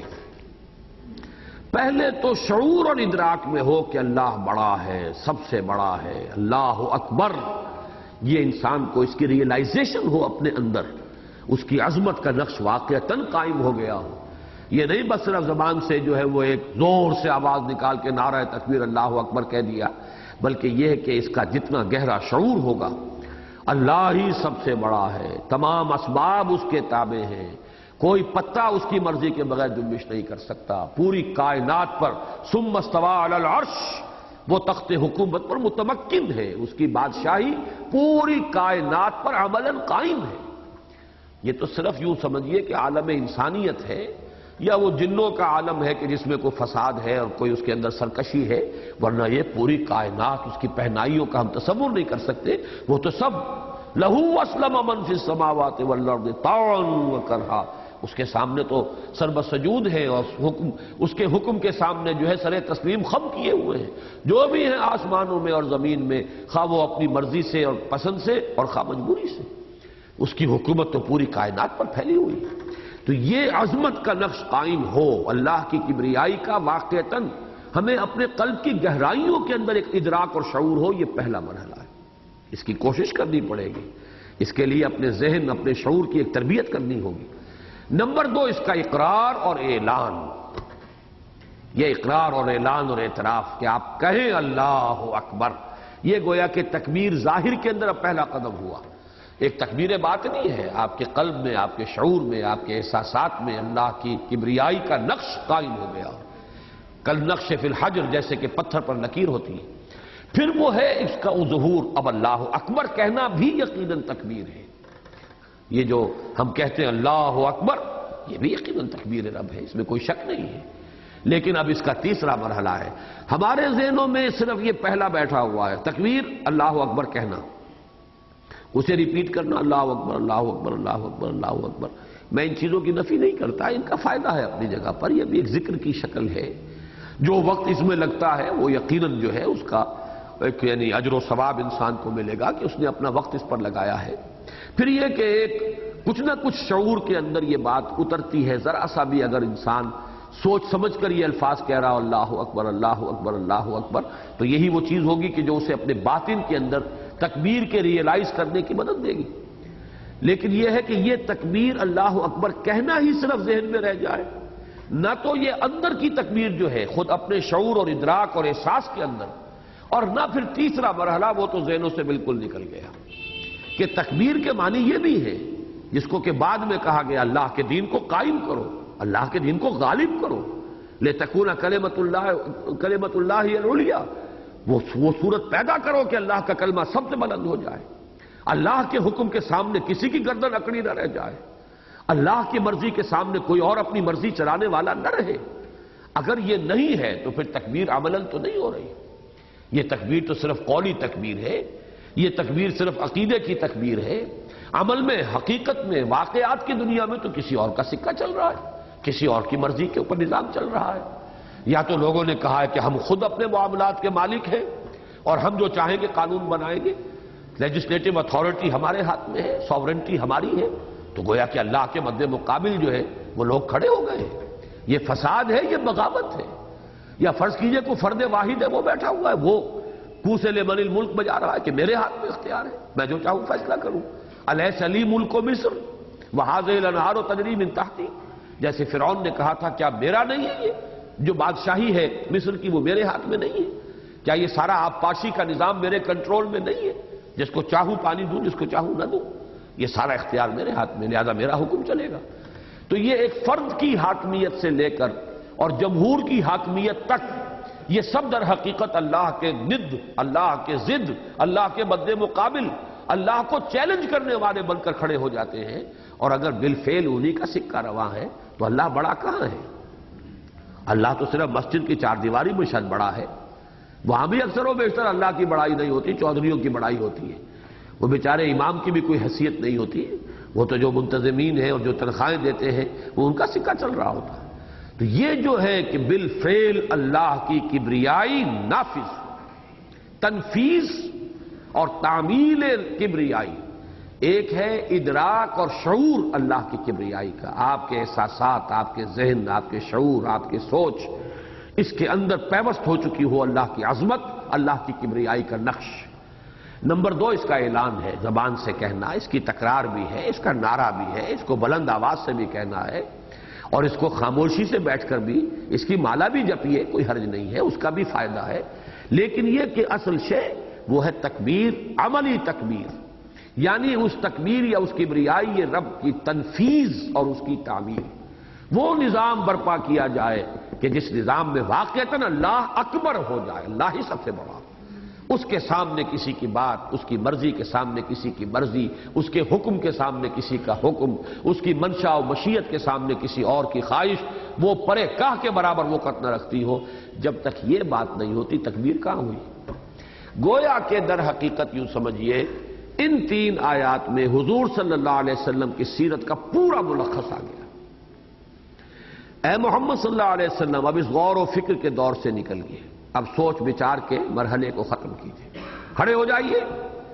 کھڑے ہو کر نقطہ آغاز کیا ہوگا، دعوت کی اساس کیا ہوگی، بنیادی بات کیا ہوگی، انذار آخرت، قم فانذر۔ لیکن یہ کہ آپ نے سفر شروع کیا ہے، سفر میں پہلا قدم رکھ دیا ہے، یہ بھی معلوم ہونا چاہیے ہدف کیا ہے، جانا کہاں ہے، منزل کیا ہے۔ ایک تو وہ منزل آخرت ہے، ایک یہ کہ اس دنیا میں آپ کا مشن کیا ہے، آپ کیا فرض منصبی کیا ہے، آپ کو کہاں تک جانا ہے۔ یہی وجہ ہے کہ میں نے مولانا امین حسن اصلاحی صاحب اور مولانا حمید الدین فراہی رحمہ اللہ کی اس رائے کے ساتھ، میری رائے پہلے سے بھی تھی اور اب ان حضرات کی رائے بھی علم میں آئی ہے تو میں نے اس کا بھی حوالہ دیا ہے کہ مجھے اس سے پورا اتفاق ہے کہ وہ جو سورہ مزمل میں الفاظ آئے تھے انا سنلقی علیک قولا ثقیلا، ان قریب ہم آپ پر اے محمد بہت بھاری بات ڈالنے والے ہیں، اس کا مصداق یہی آیات ہے، اور اس میں اصل مصداق کی آیت نمبر 3 ہے۔ اس لیے کہ محض زبانی کلامی دعوت جو ہے اس کو بھی لوگ برداشت کر لیتے ہیں، چلیے ٹھیک ہے کہتے رہیں جو کہتے ہیں، اگر انہیں یہ معلوم ہو کہ he doesn't mean it، اگر وہ یہ سمجھے کہ ٹھیک ہے واز کہنے آیا تھا، واز کہہ گیا، ہمیں کچھ کڑوی کسیلی بھی سنا گیا، کوئی بات نہیں، لیکن اگر یہ معلوم ہو کہ نہیں، وہ ڈنکے کی چوٹ کھڑا ہو جائے کہ اب جو میں نے بات کہی ہے I mean it، میں اسے نافذ کرواؤں گا، میں عدل اور انصاف کا علمبردار بن کر آیا ہوں، مجھے حکم ہوا ہے، جیسے سورہ شورى میں آیا امرت لأعدل بینکم، کہہ دیجئے کہ میں صرف واعظ بن کر نہیں آیا، مجھے حکم ہوا تمہارے مابین عدل قائم کرو۔ یہ ہے اصل میں انما السبیل علی الذین یظلمون الناس ویبغون فی الارض بغیر الحق اولئک لهم عذاب علیم. اصل میں تو ان لوگوں کو ہے ملامت ساری ان کے لیے ہے جو لوگوں کے حقوق غصب کرتے ہیں، لوگوں پر ظلم کرتے ہیں، ناانصافیاں کرتے ہیں اور خود زمین کے اندر سرکشی اختیار کرتے ہیں ناحق. حق تو صرف اللہ کا ہے، کبریائی صرف اس کے لیے ہے، حاکمیت صرف اس کے لیے ہے، سروری زیبا فقط اس ذات بے ہمتا کو ہے، حکمراں ہے ایک وہی باقی بتان آزری. جو بھی مد مقابل بن کر آیا وہ گویا کہ اللہ کو چیلنج کر رہا ہے، وہ گویا کہ اللہ کی حاکمیت کی نفی کر رہا ہے. لہذا اب اس کے لیے رسول کو کھڑا کیا گیا ہے. تمہیں ان سب سے اب پنجہ آزمائی کرنی ہوگی. ان سب کی اس کبریائی کا جتنا بھی انہوں نے اپنے لوگوں کی گردنوں کے اوپر اپنی خدائیوں کے جوئے رکھے ہوئے ہیں، ان سب سے نوع انسانی کو آزاد کرانا ہے اور اللہ کی بندگی پر لانا ہے. توحید رب عملی اعتبار سے بلند ترین اجتماعی سطح پر بھی نافذ کرنا، یہ آپ کا فرض منصبی ہے. اس سے وہ مشن معین ہوا. اور وہ اصول دیکھیے، میں نے کئی مرتبہ عرض کیا ہے، قرآن مجید کا ایک خاص اسلوب ہے جس کو کہ سورہ ہود کے شروع میں قرآن نے خود بیان کیا ہے. کتاب احکمت آیاتہ ثم فصلت من لدن حکیم خبیر. یہ کتاب ایک ایسی کتاب ہے جس کی آیات پہلے بڑی محکم کی گئی، بہت محکم، بہت پختہ، جیسے ٹھوک ٹھوک کر کسی شے کو بہت ہی گاڑھا بنا دیا گیا ہو، بہت ہی مضبوط. ثم فصلت من لدن حکیم خبیر، پھر ان کی تفصیل ہوئی ہے اسی ہستی کی طرف سے جو حکیم اور خبیر ہے. اس کی تحکیم بھی اور احکام بھی ہوا اسی کی طرف سے، اسے خوب مضبوط اور پختہ کیا گیا، اور پھر تفصیل بھی اسی کی جانب سے ہوئی. تو شروع میں یہ ایک ایک لفظ کے اندر جو ہے وہ گویا کہ یوں سمجھیے کہ جس کو ہم محاورے میں کہتے ہیں کہ دریا کو کوزے میں بند کیا گیا. ایک ایک لفظ کے اندر وہ حقائق ہے، وہ معارف ہے. یہی چیزیں ہیں جو بعد میں جا کر کھلی ہیں، یہی چیزیں جو بعد میں ان اصطلاحات کے حوالے سے آئی، ان اقیم الدین، دین کو قائم کرو. یہی چیزیں جو 3 مرتبہ پھر مکی صورتوں میں، مدنی صورتوں میں آئی، هو الذی ارسل رسولہ بالہدی ودین الحق لیظہرہ علی الدین کلہ ولو کرہ المشرکون یا وکفی باللہ شہیدا. 2 جگہ پر سورہ توبہ میں اور سورہ صف میں ولو کرہ المشرکون پر آیت ختم ہوئی، اور 1 مرتبہ جو ہے سورہ فتح پہ وہ آئی ہے وکفی باللہ شہیدا. لیکن هو الذی ارسل رسولہ بالہدی ودین الحق لیظہرہ علی الدین کلہ، یہاں ہوا سے لے کر کلہ تک ایک شوشے کا فرق نہیں. یہ ہے در حقیقت ہدف بتا دیا گیا. جانا کہاں ہے؟ یہ ہے آخری منزل، آپ کی جد و جہد. اصل بوجھل کام یہی ہے، اصل ثقیل کام یہی ہے. جھوٹے خداؤں کی خدائی کا انکار کرنا، جنہوں نے اپنی جو ہے محکومی کے جوئے رکھے ہوئے ہیں لوگوں کی گردنوں پر، ان کو ان کے اس سے نجات دلانا نوع انسانی کو. جیسے کہ بعد میں وہ سعد بن ابی وقاص یا ان کے کسی ایلچی کا وہ جملہ تاریخ کے اندر آیا کہ ہمیں تو بھیجا گیا ہے، انا قد ارسلنا، ہمیں بھیجا گیا ہے. کس لیے بھیجا گیا ہے؟ لنخرج الناس من ظلمات الجہالۃ الی نور الایمان ومن جور الملوک الی عدل الاسلام. ہمیں بھیجا گیا ہے، ہم مشن پر ہیں. اللہ نے بھیجا اپنے رسول کو، رسول نے بھیجا ہمیں صلی اللہ علیہ وسلم. اور وہ کام ہمیں کیا کرنے ہیں؟ لوگوں کو نکالنا ہے گمراہی کے اندھیروں سے اور نور کی طرف، ہدایت اور ایمان اور معرفت کی روشنی کی طرف، اور بادشاہوں کے ظلم و ستم سے نکال کر نجات دلا کر عدل الاسلام، اسلام کے عدل اور انصاف کے نظام سے روشناس کرنا. یہ ہمارا مشن ہے. تو گویا کہ قم فانذر میں حضور کے مشن، جو آپ کا نبوت کا جو اور رسالت کا جو بھی مشن ہے، اس کا نقطہ آغاز معین ہوا ہے، اور وہ ربک فکبر میں اس کی منزل، آپ کی جد و جہد کا ہدف کیا ہے. اب ان دونوں چیزوں کے بارے میں اصول تھوڑی سی بات عرض کر دوں کہ اس سے قطع نظر آپ عام دنیاوی اعتبار سے بھی اسے جنرلائز کر کے بھی سمجھ لیجئے، ہر تحریک کا معاملہ جو ہے اس میں 2 چیزیں ضروری ہیں لازماً. ایک یہ تعین ہو کہ شروع کہاں سے کرنا ہے. آپ نے غلط قدم ہی اٹھا لیا غلط سمت میں، تو گویا کہ وہ سارا کا سارا جو آئندہ کا مرحلہ ہے وہ تو پھر غلطی بڑھتی چلی جائے گی، سمت ہی غلط معین ہوئی ہے. دوسرے یہ کہ آپ کو معلوم ہو ہدف کیا ہے. وہ نہ ہو جو اقبال نے کہا ہے کہ وہ تیر نیم کش جس کا نہ ہو کوئی ہدف. ہدف صحیح معین نہیں ہوا تب بھی آپ کے وہاں تک پہنچنے کا، منزل مقصود تک کوئی امکان ہی نہیں. ہو سکتا ہے کہ آپ ایک ہی جگہ پر سرکل میں موو کرتے رہیں اور یہ سمجھیں کہ ہم حرکت تو ہے ہماری کافی، لیکن یہ کہ پیش قدمی تو ہوگی نہیں، اس لیے کہ ہدف تو ہے ہی نہیں معین۔ یا ہو سکتا ہے ایک ہی جگہ پر کھڑے ہوئے مارک ٹائم کر رہے ہوں، ظاہر بات ہے پسینہ بھی آ رہا ہے، تھک بھی رہے ہیں، معلوم ہوا کام ہم کر رہے ہیں، لیکن وہ کوئی 1 انچ بھی آپ نے آگے طے نہیں کیا ہے۔ تو ہدف کا بھی تعین صحیح ہونا چاہیے، اور اس کے لیے نگاہ بلند سخن دل نواز جاں پرسوز، وہ جو ہائیسٹ ٹارگٹ ہے اس کو اپنی نگاہوں سے اوجھل نہیں ہونے دینا چاہیے۔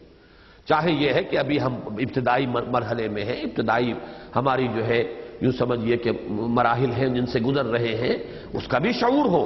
لیکن یہ نہ ہو کہ کہیں کسی بھی درمیانی مرحلے کو ہم یہ قرار دے لیں کہ بس منزل پر پہنچ گئے، اس سے تو ہماری آئندہ کی جو ہے پوری کی پوری تحریک جو ہے وہ بالکل غیر مؤثر ہو کر رہ جائے گی۔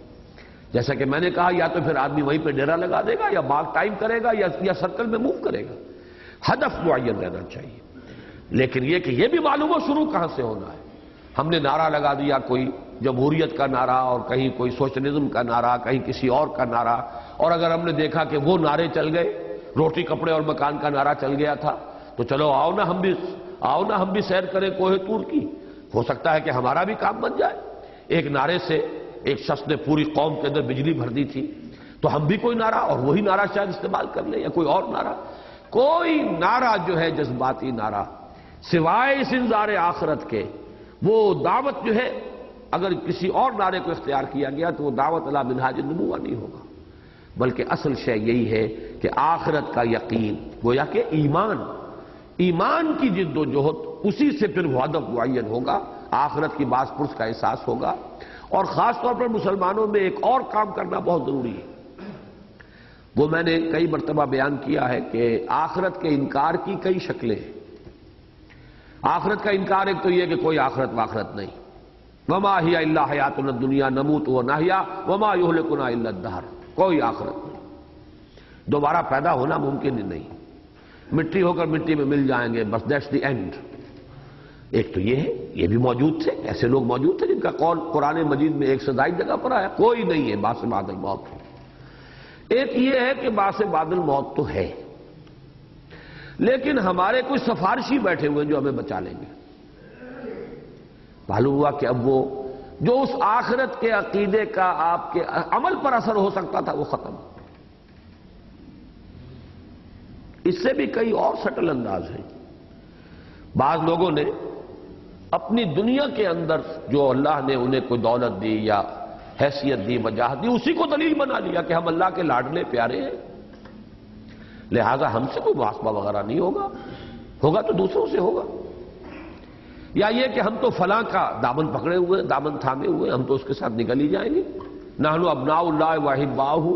یا دولت و ثروت کی بنا پر، یا کسی شخصیت کی اولاد یا اس سے متعلق ہونے کی بنا پر، ہم ابراہیم کی نسل سے ہیں، ہم تو اللہ کے بیٹوں کے مانند ہیں، نحن ابناء اللہ واحباہ، اس کے بڑے چہیتے اور لاڈلے ہیں، ہمیں تو اگر اس نے جہنم میں ڈالا بھی تو لن تمسنا النار الا ایاما معدودات، گنتی کے چند دن، یہ بھی دوسروں کی آنکھوں میں دھول جھونکنے کے لیے کہ اعتراض نہ کر سکیں لوگ کہ یہ کیا ناانصافی ہو رہی ہے، اس لیے ہمیں شاید وہ جہنم میں جھونک بھی دے، ورنہ وہ فوراً ہمیں نکال لے گا۔ یہ ہے وہ عقائد۔ اور سب سے سٹل انداز کیا ہے؟ اجی بڑا غفور ہے، بڑا نکتہ نواز ہے، یعنی یہ سب کچھ تو ایسے ہی شاعری ہے جو قرآن میں آئی ہے، جہنم کی یہ ساری خبریں اور یہ ساری یہ دھمکیاں جو ہیں یہ صرف یہ شاعری ہے، کوئی الفاظی ہے، معاذ اللہ ثم معاذ اللہ، الفاظ چاہے یہ نہ کہیں لوگ، لیکن یہ سب سے سٹل انداز یہی ہے جو آخری پارے میں تو ایک سورت جو ہے اس کا مرکزی مضمون ہی ہے، یا ایھا الانسان ما غرک بربک الکریم الذی خلقک فسواک فعدلک فی ای صورۃ ما شاء رکبک کلا بل تکذبون بالدین۔ تم در حقیقت اس پردے میں کہ اللہ بڑا غفور ہے، بڑا رحیم ہے، تم در حقیقت جزا و سزا کا انکار کر رہے ہیں۔ تو جزا و سزا کا انکار صرف یہی نہیں ہے کہ کوئی باعث بعد الموت نہیں، کوئی حساب کتاب نہیں، وہ تو آپ درجہ بدرجہ آئیے تو اس کی بڑی چھپی ہوئی شکلیں ہیں، مخفی صورتیں ہیں، بڑے سٹل انداز ہے کہ جن میں آخرت کے فکر کو انسان اپنے ذہن سے نکال کر دور رکھ دیتا ہے۔ عقیدے کی ایک پوٹلی رہ جاتی ہے کہ ہاں آخرت ہے، لیکن اس کی کوئی فکر دامنگیر نہیں ہو سکتی۔ ان تمام چیزوں کا رد کر کے تبھی کہیں جا کر لوگوں کے اندر مسئولیت کا احساس، اما من خاف مقام ربہ ونہى النفس عن الہوى، جب تک یہ کیفیت پیدا نہ ہو تو یوں سمجھیے کہ وہ سیدھے رخ پر وہ دعوت نہیں ہے۔ آپ نے بائی پاس کیا ہے، کوئی اور نعرہ لگا لیا ہے، کوئی کسی اور حوالے سے کسی اور چیز کو اپیل کر کے لوگوں کو جمع کر لیا ہے، تو ٹھیک ہے، دنیا میں سارے دھندے چل رہے ہیں۔ آخر کمیونسٹ ریولوشن بھی آتے ہیں، سیاسی انقلابات بھی آ جاتے ہیں، تبدیلیاں آتی رہتی ہیں۔ اس طرح کی کوئی تبدیلی آپ بھی لے آئیں گے، وہ تبدیلی نہیں ہوگی کہ جو رسولوں کے ذریعے سے آئی، وہ تبدیلی نہیں ہوگی جو محمد الرسول اللہ صلی اللہ علیہ وسلم کے ذریعے سے آئی، اس لیے کہ اس کے لیے نقطہ آغاز ہے انذار۔ لیکن اسی کے بالکل ہم وطن یہ معاملہ بھی اہم ہے، شروع تو یہاں سے کر دیا، لیکن یہ معلوم نہیں ہے کہ ہماری منزل وہ ہے، تو محض ایک تبلیغی انداز، اصلاحی انداز، واعظوں کا انداز، واعظ ہی کہتے پھر رہے ہیں، بس اسی میں محنت تو ہو رہی ہے، صلاحیت لگ رہی ہے، وقت لگ رہا ہے، اطمینان ہو رہا ہے۔ یہ وہی ہے سرکل میں موو کرنے والی بات، جب تک کہ یہ معین نہ ہو جائے جو تیسری آیت نے تعین کر دیا، جانا کہاں ہے؟ ربک فکبر، وہ رب کی کبریائی جس کو اقبال نے انتہائی خوبصورتی سے ان دو اشعار میں بیان کیا ہے۔ یا وسعت افلاک میں تکبیر مسلسل، یا خاک کی آغوش میں تسبیح و مناجات، سبحان اللہ سبحان اللہ، اور اسی میں اللہ اکبر بھی آ جاتا ہے، اللہ اکبر کی بھی تسبیح ہو رہی ہے۔ تو یہ تسبیح و مناجات جو ہے خاک کی آغوش میں، اس کے بارے میں، اور دوسرا ہے جو کنٹراسٹ ہے، یا وسعت افلاک میں تکبیر مسلسل، اللہ اکبر، یہ نعرہ، اور اس نعرے کو شعور کے ساتھ، اس احساس کے ساتھ، اس کا یہ ہدف معین کرتے ہوئے کہ یہ صرف تکبیر قولی نہیں بلکہ تکبیر عملی کرنی ہے، ہمیں اللہ کو واقعتاً بڑا بنانا ہے، بئی معنی کہ اس کی بڑائی نافذ ہو، اس کی بڑائی مانی جائے، اس کی کبریائی ایسرٹ کرے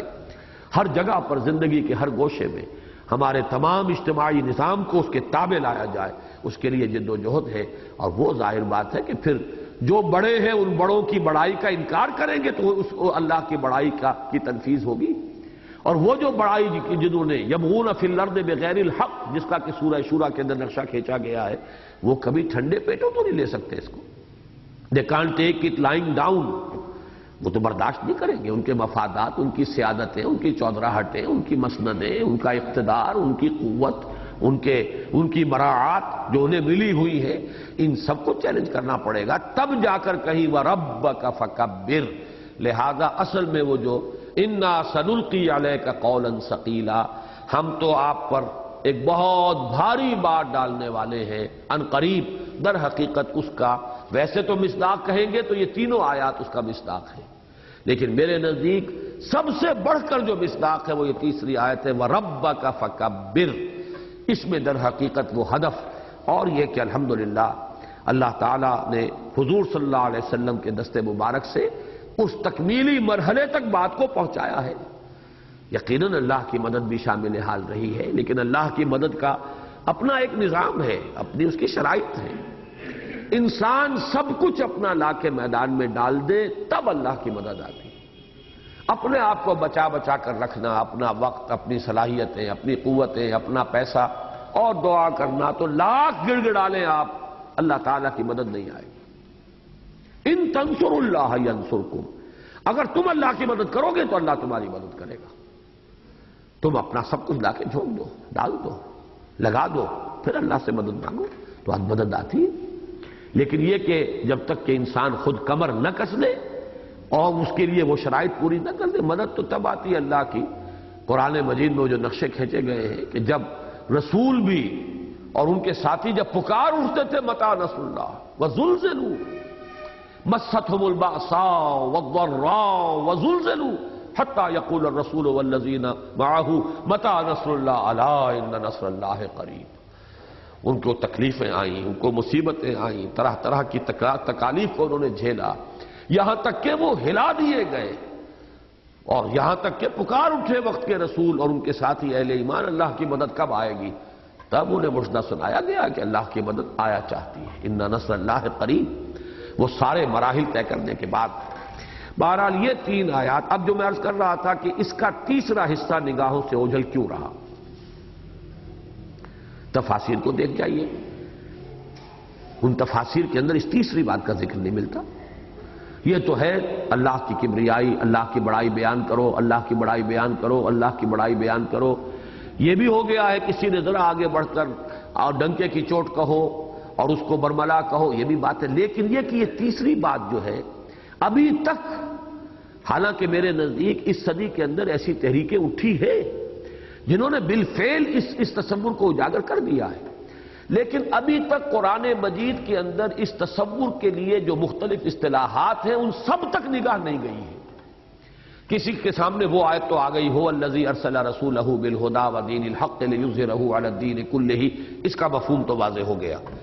کہ اللہ نے اپنے رسول کو بھیجا ہی اس لیے ہے الہدی اور دین حق دے کر تاکہ غالب کرے اسے کل کے کل نظام زندگی پر۔ یہاں یہ بات واضح ہو گئی۔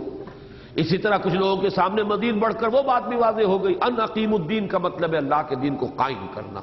ان اٹس ٹوٹیلٹی، اپنے پورے تمام پہلوؤں کے ساتھ اور تمام اس کے جتنے بھی ایسپیکٹس ہیں دین قائم کیا جائے۔ لیکن میں یہ سمجھتا ہوں کہ اس میں ابھی تک ضرورت ہے کہ اس تصور کو سمجھ لیا جائے کہ اس کی جڑ جو بالکل آغاز میں ہے وہ یہ آیہ مبارکہ ہے۔ ذہنوں سے کیوں اوجھل ہوئی ہے؟ رفتہ رفتہ یہ چیزیں منکشف ہو رہی ہیں، اس لیے کہ آنکھ اوجھل پہاڑ اوجھل کا یہ محاورہ ہے قدیم۔ جب کوئی چیز جو ہے سامنے نہ رہے تو وہ ذہن سے بھی اوجھل ہو جاتی ہے۔ ہوا یہ ہے کہ وہ جو سیاسی کبریائی یا حکومت اور ریاست کی کبریائی تھی اللہ کی، وہ ہمارے ہاں بہت جلد ختم ہوئی خلافت راشدہ کے بعد۔ پھر بادشاہت شروع ہو گئی، جاگیرداریاں شروع ہو گئی، نظام جو ہے وہ آ گیا، بڑائی جو ہے وہ لوگوں کے اندر، پھر محل شان و شوکت، شروع میں تو پھر بھی غنیمت تھی، بنو امیہ کے دور میں تو ابھی وہ شان و شوکت والی باتیں نہیں تھی، ابھی محل نہیں تھے، ان کی وہ بدویانہ سادگی جو ہے وہ سلامت تھی ابھی۔ لیکن جیسے جیسے بنو عباس کا دور آیا تو بڑے بڑے عالی شان محل بنے، اور پھر بنو امیہ نے بھی جہاں تک ان کی اس شاخ کا تعلق ہے جو اسپین میں گئے، انہوں نے بڑے بڑے محل بنایا، الحمرا بنایا اور یہ بنایا سب کچھ۔ نتیجہ یہ ہوا کہ یہ تصور ذہن سے اوجھل ہو گیا، دوسری بڑائیاں بالفعل سامنے آ گئی، اور ان بڑائیوں نے اگرچہ ابتدا میں کوششیں ہوئی، حضرت حسین رضی اللہ تعالی عنہ، حضرت عبداللہ ابن زبیر رضی اللہ تعالی عنہما، حضرت زید رحمہ اللہ، حضرت نفس زکیہ رحمہ اللہ، انہوں نے کوششیں کی، ناکام ہو گئے۔ لہذا اس کے بعد سے ریکنسائل کر لیا گیا ذہناً کہ اب یہ معاملہ تو جیسے چل رہا ہے، اب تو یہ ہے کہ لوگوں کے اخلاق تو درست کرو، لوگوں کو صحیح دین کی تعلیم تو دے دو، لوگوں کے عقائد صحیح رکھو، لوگوں کے اندر آخرت کی طرف رجحان تو باقی رہے، لوگوں کے دلوں میں اللہ کی محبت تو ہو۔ یہ ساری چیزیں جو ہے ہمارے جتنے بھی مخلصین تھے،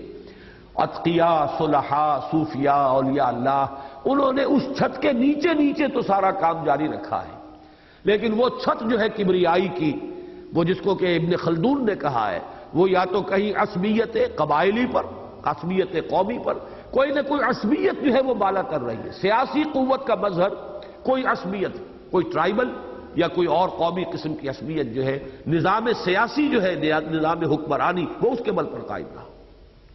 لہذا یہ چیزیں رفتہ رفتہ ذہن سے اوجھل ہو گئی کہ یہ بھی کبریائی، اللہ کی کبریائی کا جو مقام مقصود ہے، جو ہم سے مطلوب ہے، وہ تو یہ ہے کہ اللہ کی اس کبریائی، اس تکبیر کے لیے تن من دھن لگا دیں۔ ز نوری سجدمی خواہی، ز خاکی بے شداں خواہی، اس خاکی انسان سے اللہ تعالیٰ نہ معلوم کیا کچھ چاہتا ہے، گردنیں کٹواؤ میری بادشاہی قائم کرنے کے لیے، اپنے اب تن من دھن لگا دو میری حکومت برقرار رکھنے کے لیے، یا اگر اس کو ہٹا دیا گیا ہے تو اس کو اثر نو استوار کرنے کے لیے۔ اور اس میں وہ حدیث اب سنا کر آج کا جو ہے اپنا بیان ختم کروں گا کہ حضرت ابو ہریرہ فرماتے ہیں، چونکہ انہوں نے جو چند صحابہ جنہوں نے بڑی طویل عمر پائی ہے حضور صلی اللہ علیہ وسلم کے انتقال کے بعد، اب انہوں نے ظاہر بات ہے کہ بنو امیہ کا دور دیکھا ہے، اس میں کچھ آثار شروع ہو چکے تھے، اس حکومت کی نئی بساط اور نیا نقشہ جو ہے شروع ہو چکا تھا، اگرچہ جیسا کہ میں نے عرض کیا بنو امیہ کی حد تک پھر بھی ابھی معاملہ بہت غنیمت تھا، وہ تو بعد میں شہنشاہیت کی اصل بساط جو ہے وہ تو در حقیقت بنو عباس میں بچھی، اور اس لیے کہ ان کی پشت پر اصل قوت تھی ایرانیوں کی، اور ایرانی جو ہے وہ تو شروع سے ان کا مزاج ہے شہنشاہیت والا، ان کا وہ ایک خاص ذہن، ان کا ایک یوں سمجھیے کہ مستقل نسل بعد نسل جو ایک مزاج بن چکا تھا، اس کے اندر تو وہی شہنشاہی کی شان و شوکت۔ لہذا جو بنو عباس کا دور حکومت جو ہے اس میں بہت جلد وہ چیزیں شامل ہو گئی، لیکن ابتدائی جو ہے ظاہر بات ہے بنو امیہ کے دور میں آ گیا تھا، تو حضرت ابو ہریرہ کی ایک حدیث ہے صحیح بخاری کے اندر، جس میں وہ یہ فرماتے ہیں کہ مجھے اپنے دوست سے صلی اللہ علیہ وسلم، حضور کی طرف اشارہ ہے، علم کے 2 برتن ملے۔ ایک برتن میں سے تو میں لوگوں کو سیراب کر رہا ہوں، پلا رہا ہوں، پہنچا رہا ہوں علم لوگوں تک، ان کی علمی تشنگی جو ہے اس کی سیری کا اور سیرابی کا اہتمام کر رہا ہوں، لیکن دوسرے برتن کا اگر میں منہ بھی کھول دوں تو میری گردن مار دی جائے گی۔ یہ اشارہ کیا، صرف الفاظ نہیں، یہ ہو جائے گا، جیسے ہمارے یہاں اشارہ ہوتا ہے پھر یہ ہوگا۔ وہ در حقیقت اس کو بعض لوگوں نے اس حدیث کو بلا کسی، میں سمجھتا ہوں کہ اساس کوئی بنیاد بنتی نہیں ہے، لیکن اس کو تصوف کی طرف جو ہے وہ پھیر دیا، اور تصوف کی بھی وہ شکل جس میں کہ جیسے منصور نے کہا، حلاج نے، انا الحق، وہ وحدت الوجود، اور وحدت الوجود کی بھی وہ دوسری غلط تعبیر، اور اس کا وہ انتہا انا الحق، جس سے پھر ظاہر بات ہے کہ منصور کو پھانسی دی گئی۔ تو لوگوں نے اس حدیث کا جوڑ وہاں میں، حالانکہ اس کے سرے سے کوئی آثار حضرت ابو ہریرہ رضی اللہ تعالیٰ عنہ کی حیات تک تو ظاہر بات ہے کوئی امکان ہی نہیں تھا، نہ تصور کا بھی وہ دور آیا تھا، نہ اس طرح کے وہ حلقے بنے تھے، نہ ابھی اس نے کسی انسٹیٹیوشن کی شکل اختیار کی تھی۔ پھر وہ فلسفیانہ چیزیں، فلسفہ وجود اور وحدت الوجود اور یہ چیزیں جو ہے، ان کا تو کہیں ابھی یوں سمجھیے کئی صدیوں کے بعد معاملہ شروع ہوا ہے۔ منصور حلاج کا معاملہ جو ہے کوئی اس وقت ہونے والا نہیں تھا، اسے ادھر رخ موڑ دیا اس کا۔ حالانکہ اس سے مراد یہی تھا کہ دین کا ایک پہلو تو وہ ہے کہ جو انفرادی زندگی ہے، نماز پڑھو، روزہ رکھو، تکبیر ہے، تسبیح ہے، تحمید ہے، طہارت کے قوانین ہیں، زکوٰۃ ہے، اس کے قوانین ہیں، یہ تو ہے کہ جو انسان کو کرنا ہی ہے، اور اس کے کرنے میں کوئی مانع نہیں ہوتا، کوئی رکاوٹ نہیں ہے، نہ کوئی حکومت، بدترین حکومت بھی کبھی اس کے راستے میں رکاوٹ نہیں بنتی۔ غیروں کی حکومتیں آئی ہیں، انہوں نے بھی ان پر قدغنیں نہیں لگائی۔ انگریز یہاں 200 برس حکمرانی کر گیا، اگر بنگال سے شروع کرے تو 200 برس ہو گئے، 1757 سے 1947 تک 190 برس تو ہو گئے۔ چلیے پنجاب کا معاملہ تھا تو اس میں 100 برس اگر کہیں گے تو اس میں تو پھر رنجیت سنگھ کا اور سکھوں کا دور داخل کیجئے تو پھر وہ بھی اس کے آس پاس پہنچے گا۔ لیکن یہ ہے کہ اس عرصے میں کسی رنجیت سنگھ کے زمانے میں یا سکھا گردی کے زمانے میں ضرور مساجد کی بے حرمتی ہوئی ہے، اور یہ ہماری بادشاہی مسجد جو ہے یہ استبل بنا رہا، گھوڑے بنتے تھے یہاں تو، اور انہوں نے اس درجے جو ہے گرے ہوئی حرکتیں بھی کی ہے کہ مسجدوں کی سیڑھیاں جو ہیں وہ قرآن مجید رکھ کر بنائے ہیں، اور ان کے اوپر خالصہ پاؤں رکھ کر جاتا تھا۔ وہ تو ایک بدترین سمجھیے کہ ایک عذاب کا دور تھا کہ جو آیا تھا اس علاقے کے اوپر۔ اسی لیے سکھا گردی اور سکھا شاہی جو ہے وہ تو ایک محاورے کا لفظ بن گیا ہے ہمیشہ کے لیے۔ لیکن انگریز اتنے عرصے یہاں رہا، اس نے کبھی نماز سے نہیں روکا، نماز پڑھو۔ یہ چیز جو ہے دین کا یہ حصہ، یہ دوام اور تسلسل کے ساتھ چلا آ رہا ہے، لہذا یہ حصہ سب کو معلوم ہے، ہر شخص جانتا ہے، چاہے نماز پڑھتا ہو یا نہ پڑھتا ہو، اسے معلوم ہے کہ دین میں نماز ہے، 5 نمازیں روزانہ پڑھنا فرض ہے، معلوم ہے۔ اس لیے کہ مسلسل نگاہ کے سامنے رہا ہے معاملہ، وہ بابر کا دور ہو، وہ لودھی کا دور ہے، وہ کسی اور کا دور ہو، وہ کوئی ہندو راجہ ہو، اس کے ہاں مسلمان بھی آباد ہیں، فرض کیجئے ریاستوں میں مسلمان تھے، لیکن کہیں کسی نے اس دین کے اس حصے کو نہیں روکا۔ زیادہ سے زیادہ ہندوستان میں گاؤں کے ذبیحے کا معاملہ ہے کہ یہ ہمارا چونکہ ایک مقدس حیوان ہے اور ہماری یہ دیوتا یا دیوی کی حیثیت رکھتی ہے، لہذا اس کو نہ ذبح کیا جائے۔ اس کے سوا یہ کہ دین کے اس حصے میں رکاوٹ نہیں آئی، وہ تو موجود ہے ذہنوں میں، لیکن وہ ایک حصہ جو ختم ہوا تھا، اور وہ ہے نظام حکومت، ریاست کا نظام، اللہ کے احکام کے تابع ہو کر، اور کونوا عباد اللہ اخوانا، سب برابر ہو آپس میں، کوئی تم میں حاکم و محکوم نہیں، تمیز بندہ و آقا فساد آدمیت ہے، سید القوم خادمہم، تمہارے ہاں تو حاکم وہ ہوں گے جو خادم ہوں گے لوگوں کے، یہ نہیں کہ ان کے محل ہوں۔ ہمارے لیے تو آئیڈیل جو حکومت ہے وہ ابو بکر عمر کی ہے رضی اللہ تعالیٰ عنہ، اس کے اندر وہ تو واقعتاً خادم تھے۔ اس اعتبار سے یہ حصہ جو دین کا تھا، اب اگر اس کو کوئی بیان کرتا تو ظاہر بات ہے گردن ماری جاتی دور شہنشاہی کے اندر۔ اس کا تو مطلب ہے آپ انسٹیگیٹ کر رہے ہیں عوام کو شہنشاہیت کے خلاف، بادشاہت کے خلاف۔ آج ذرا یہ بات سعودی عرب میں کر کے دیکھیے، اور وہاں سے پتہ ہی نہیں چلے گا آدمی کہاں گیا، اس کا وجود ہی نہیں رہے گا کہیں پہ، اس لیے کہ اس وقت یہ چیز جو ہے شہنشاہیت اس کو گوارا نہیں کر سکتی۔ نتیجہ یہ ہوا، یہ نہ ہمارے بیان میں رہا حصہ، نہ ہمارے تصور میں رہا، نہ ذہنوں میں رہا، ہوتے ہوتے اس درجے اوجھل ہوا ہے کہ تکبیر کے معنی ہی میں سے خارج ہو گیا کہ تکبیر کے معنی یہ بھی ہے کہ اللہ کی کبریائی کو نافذ کرو۔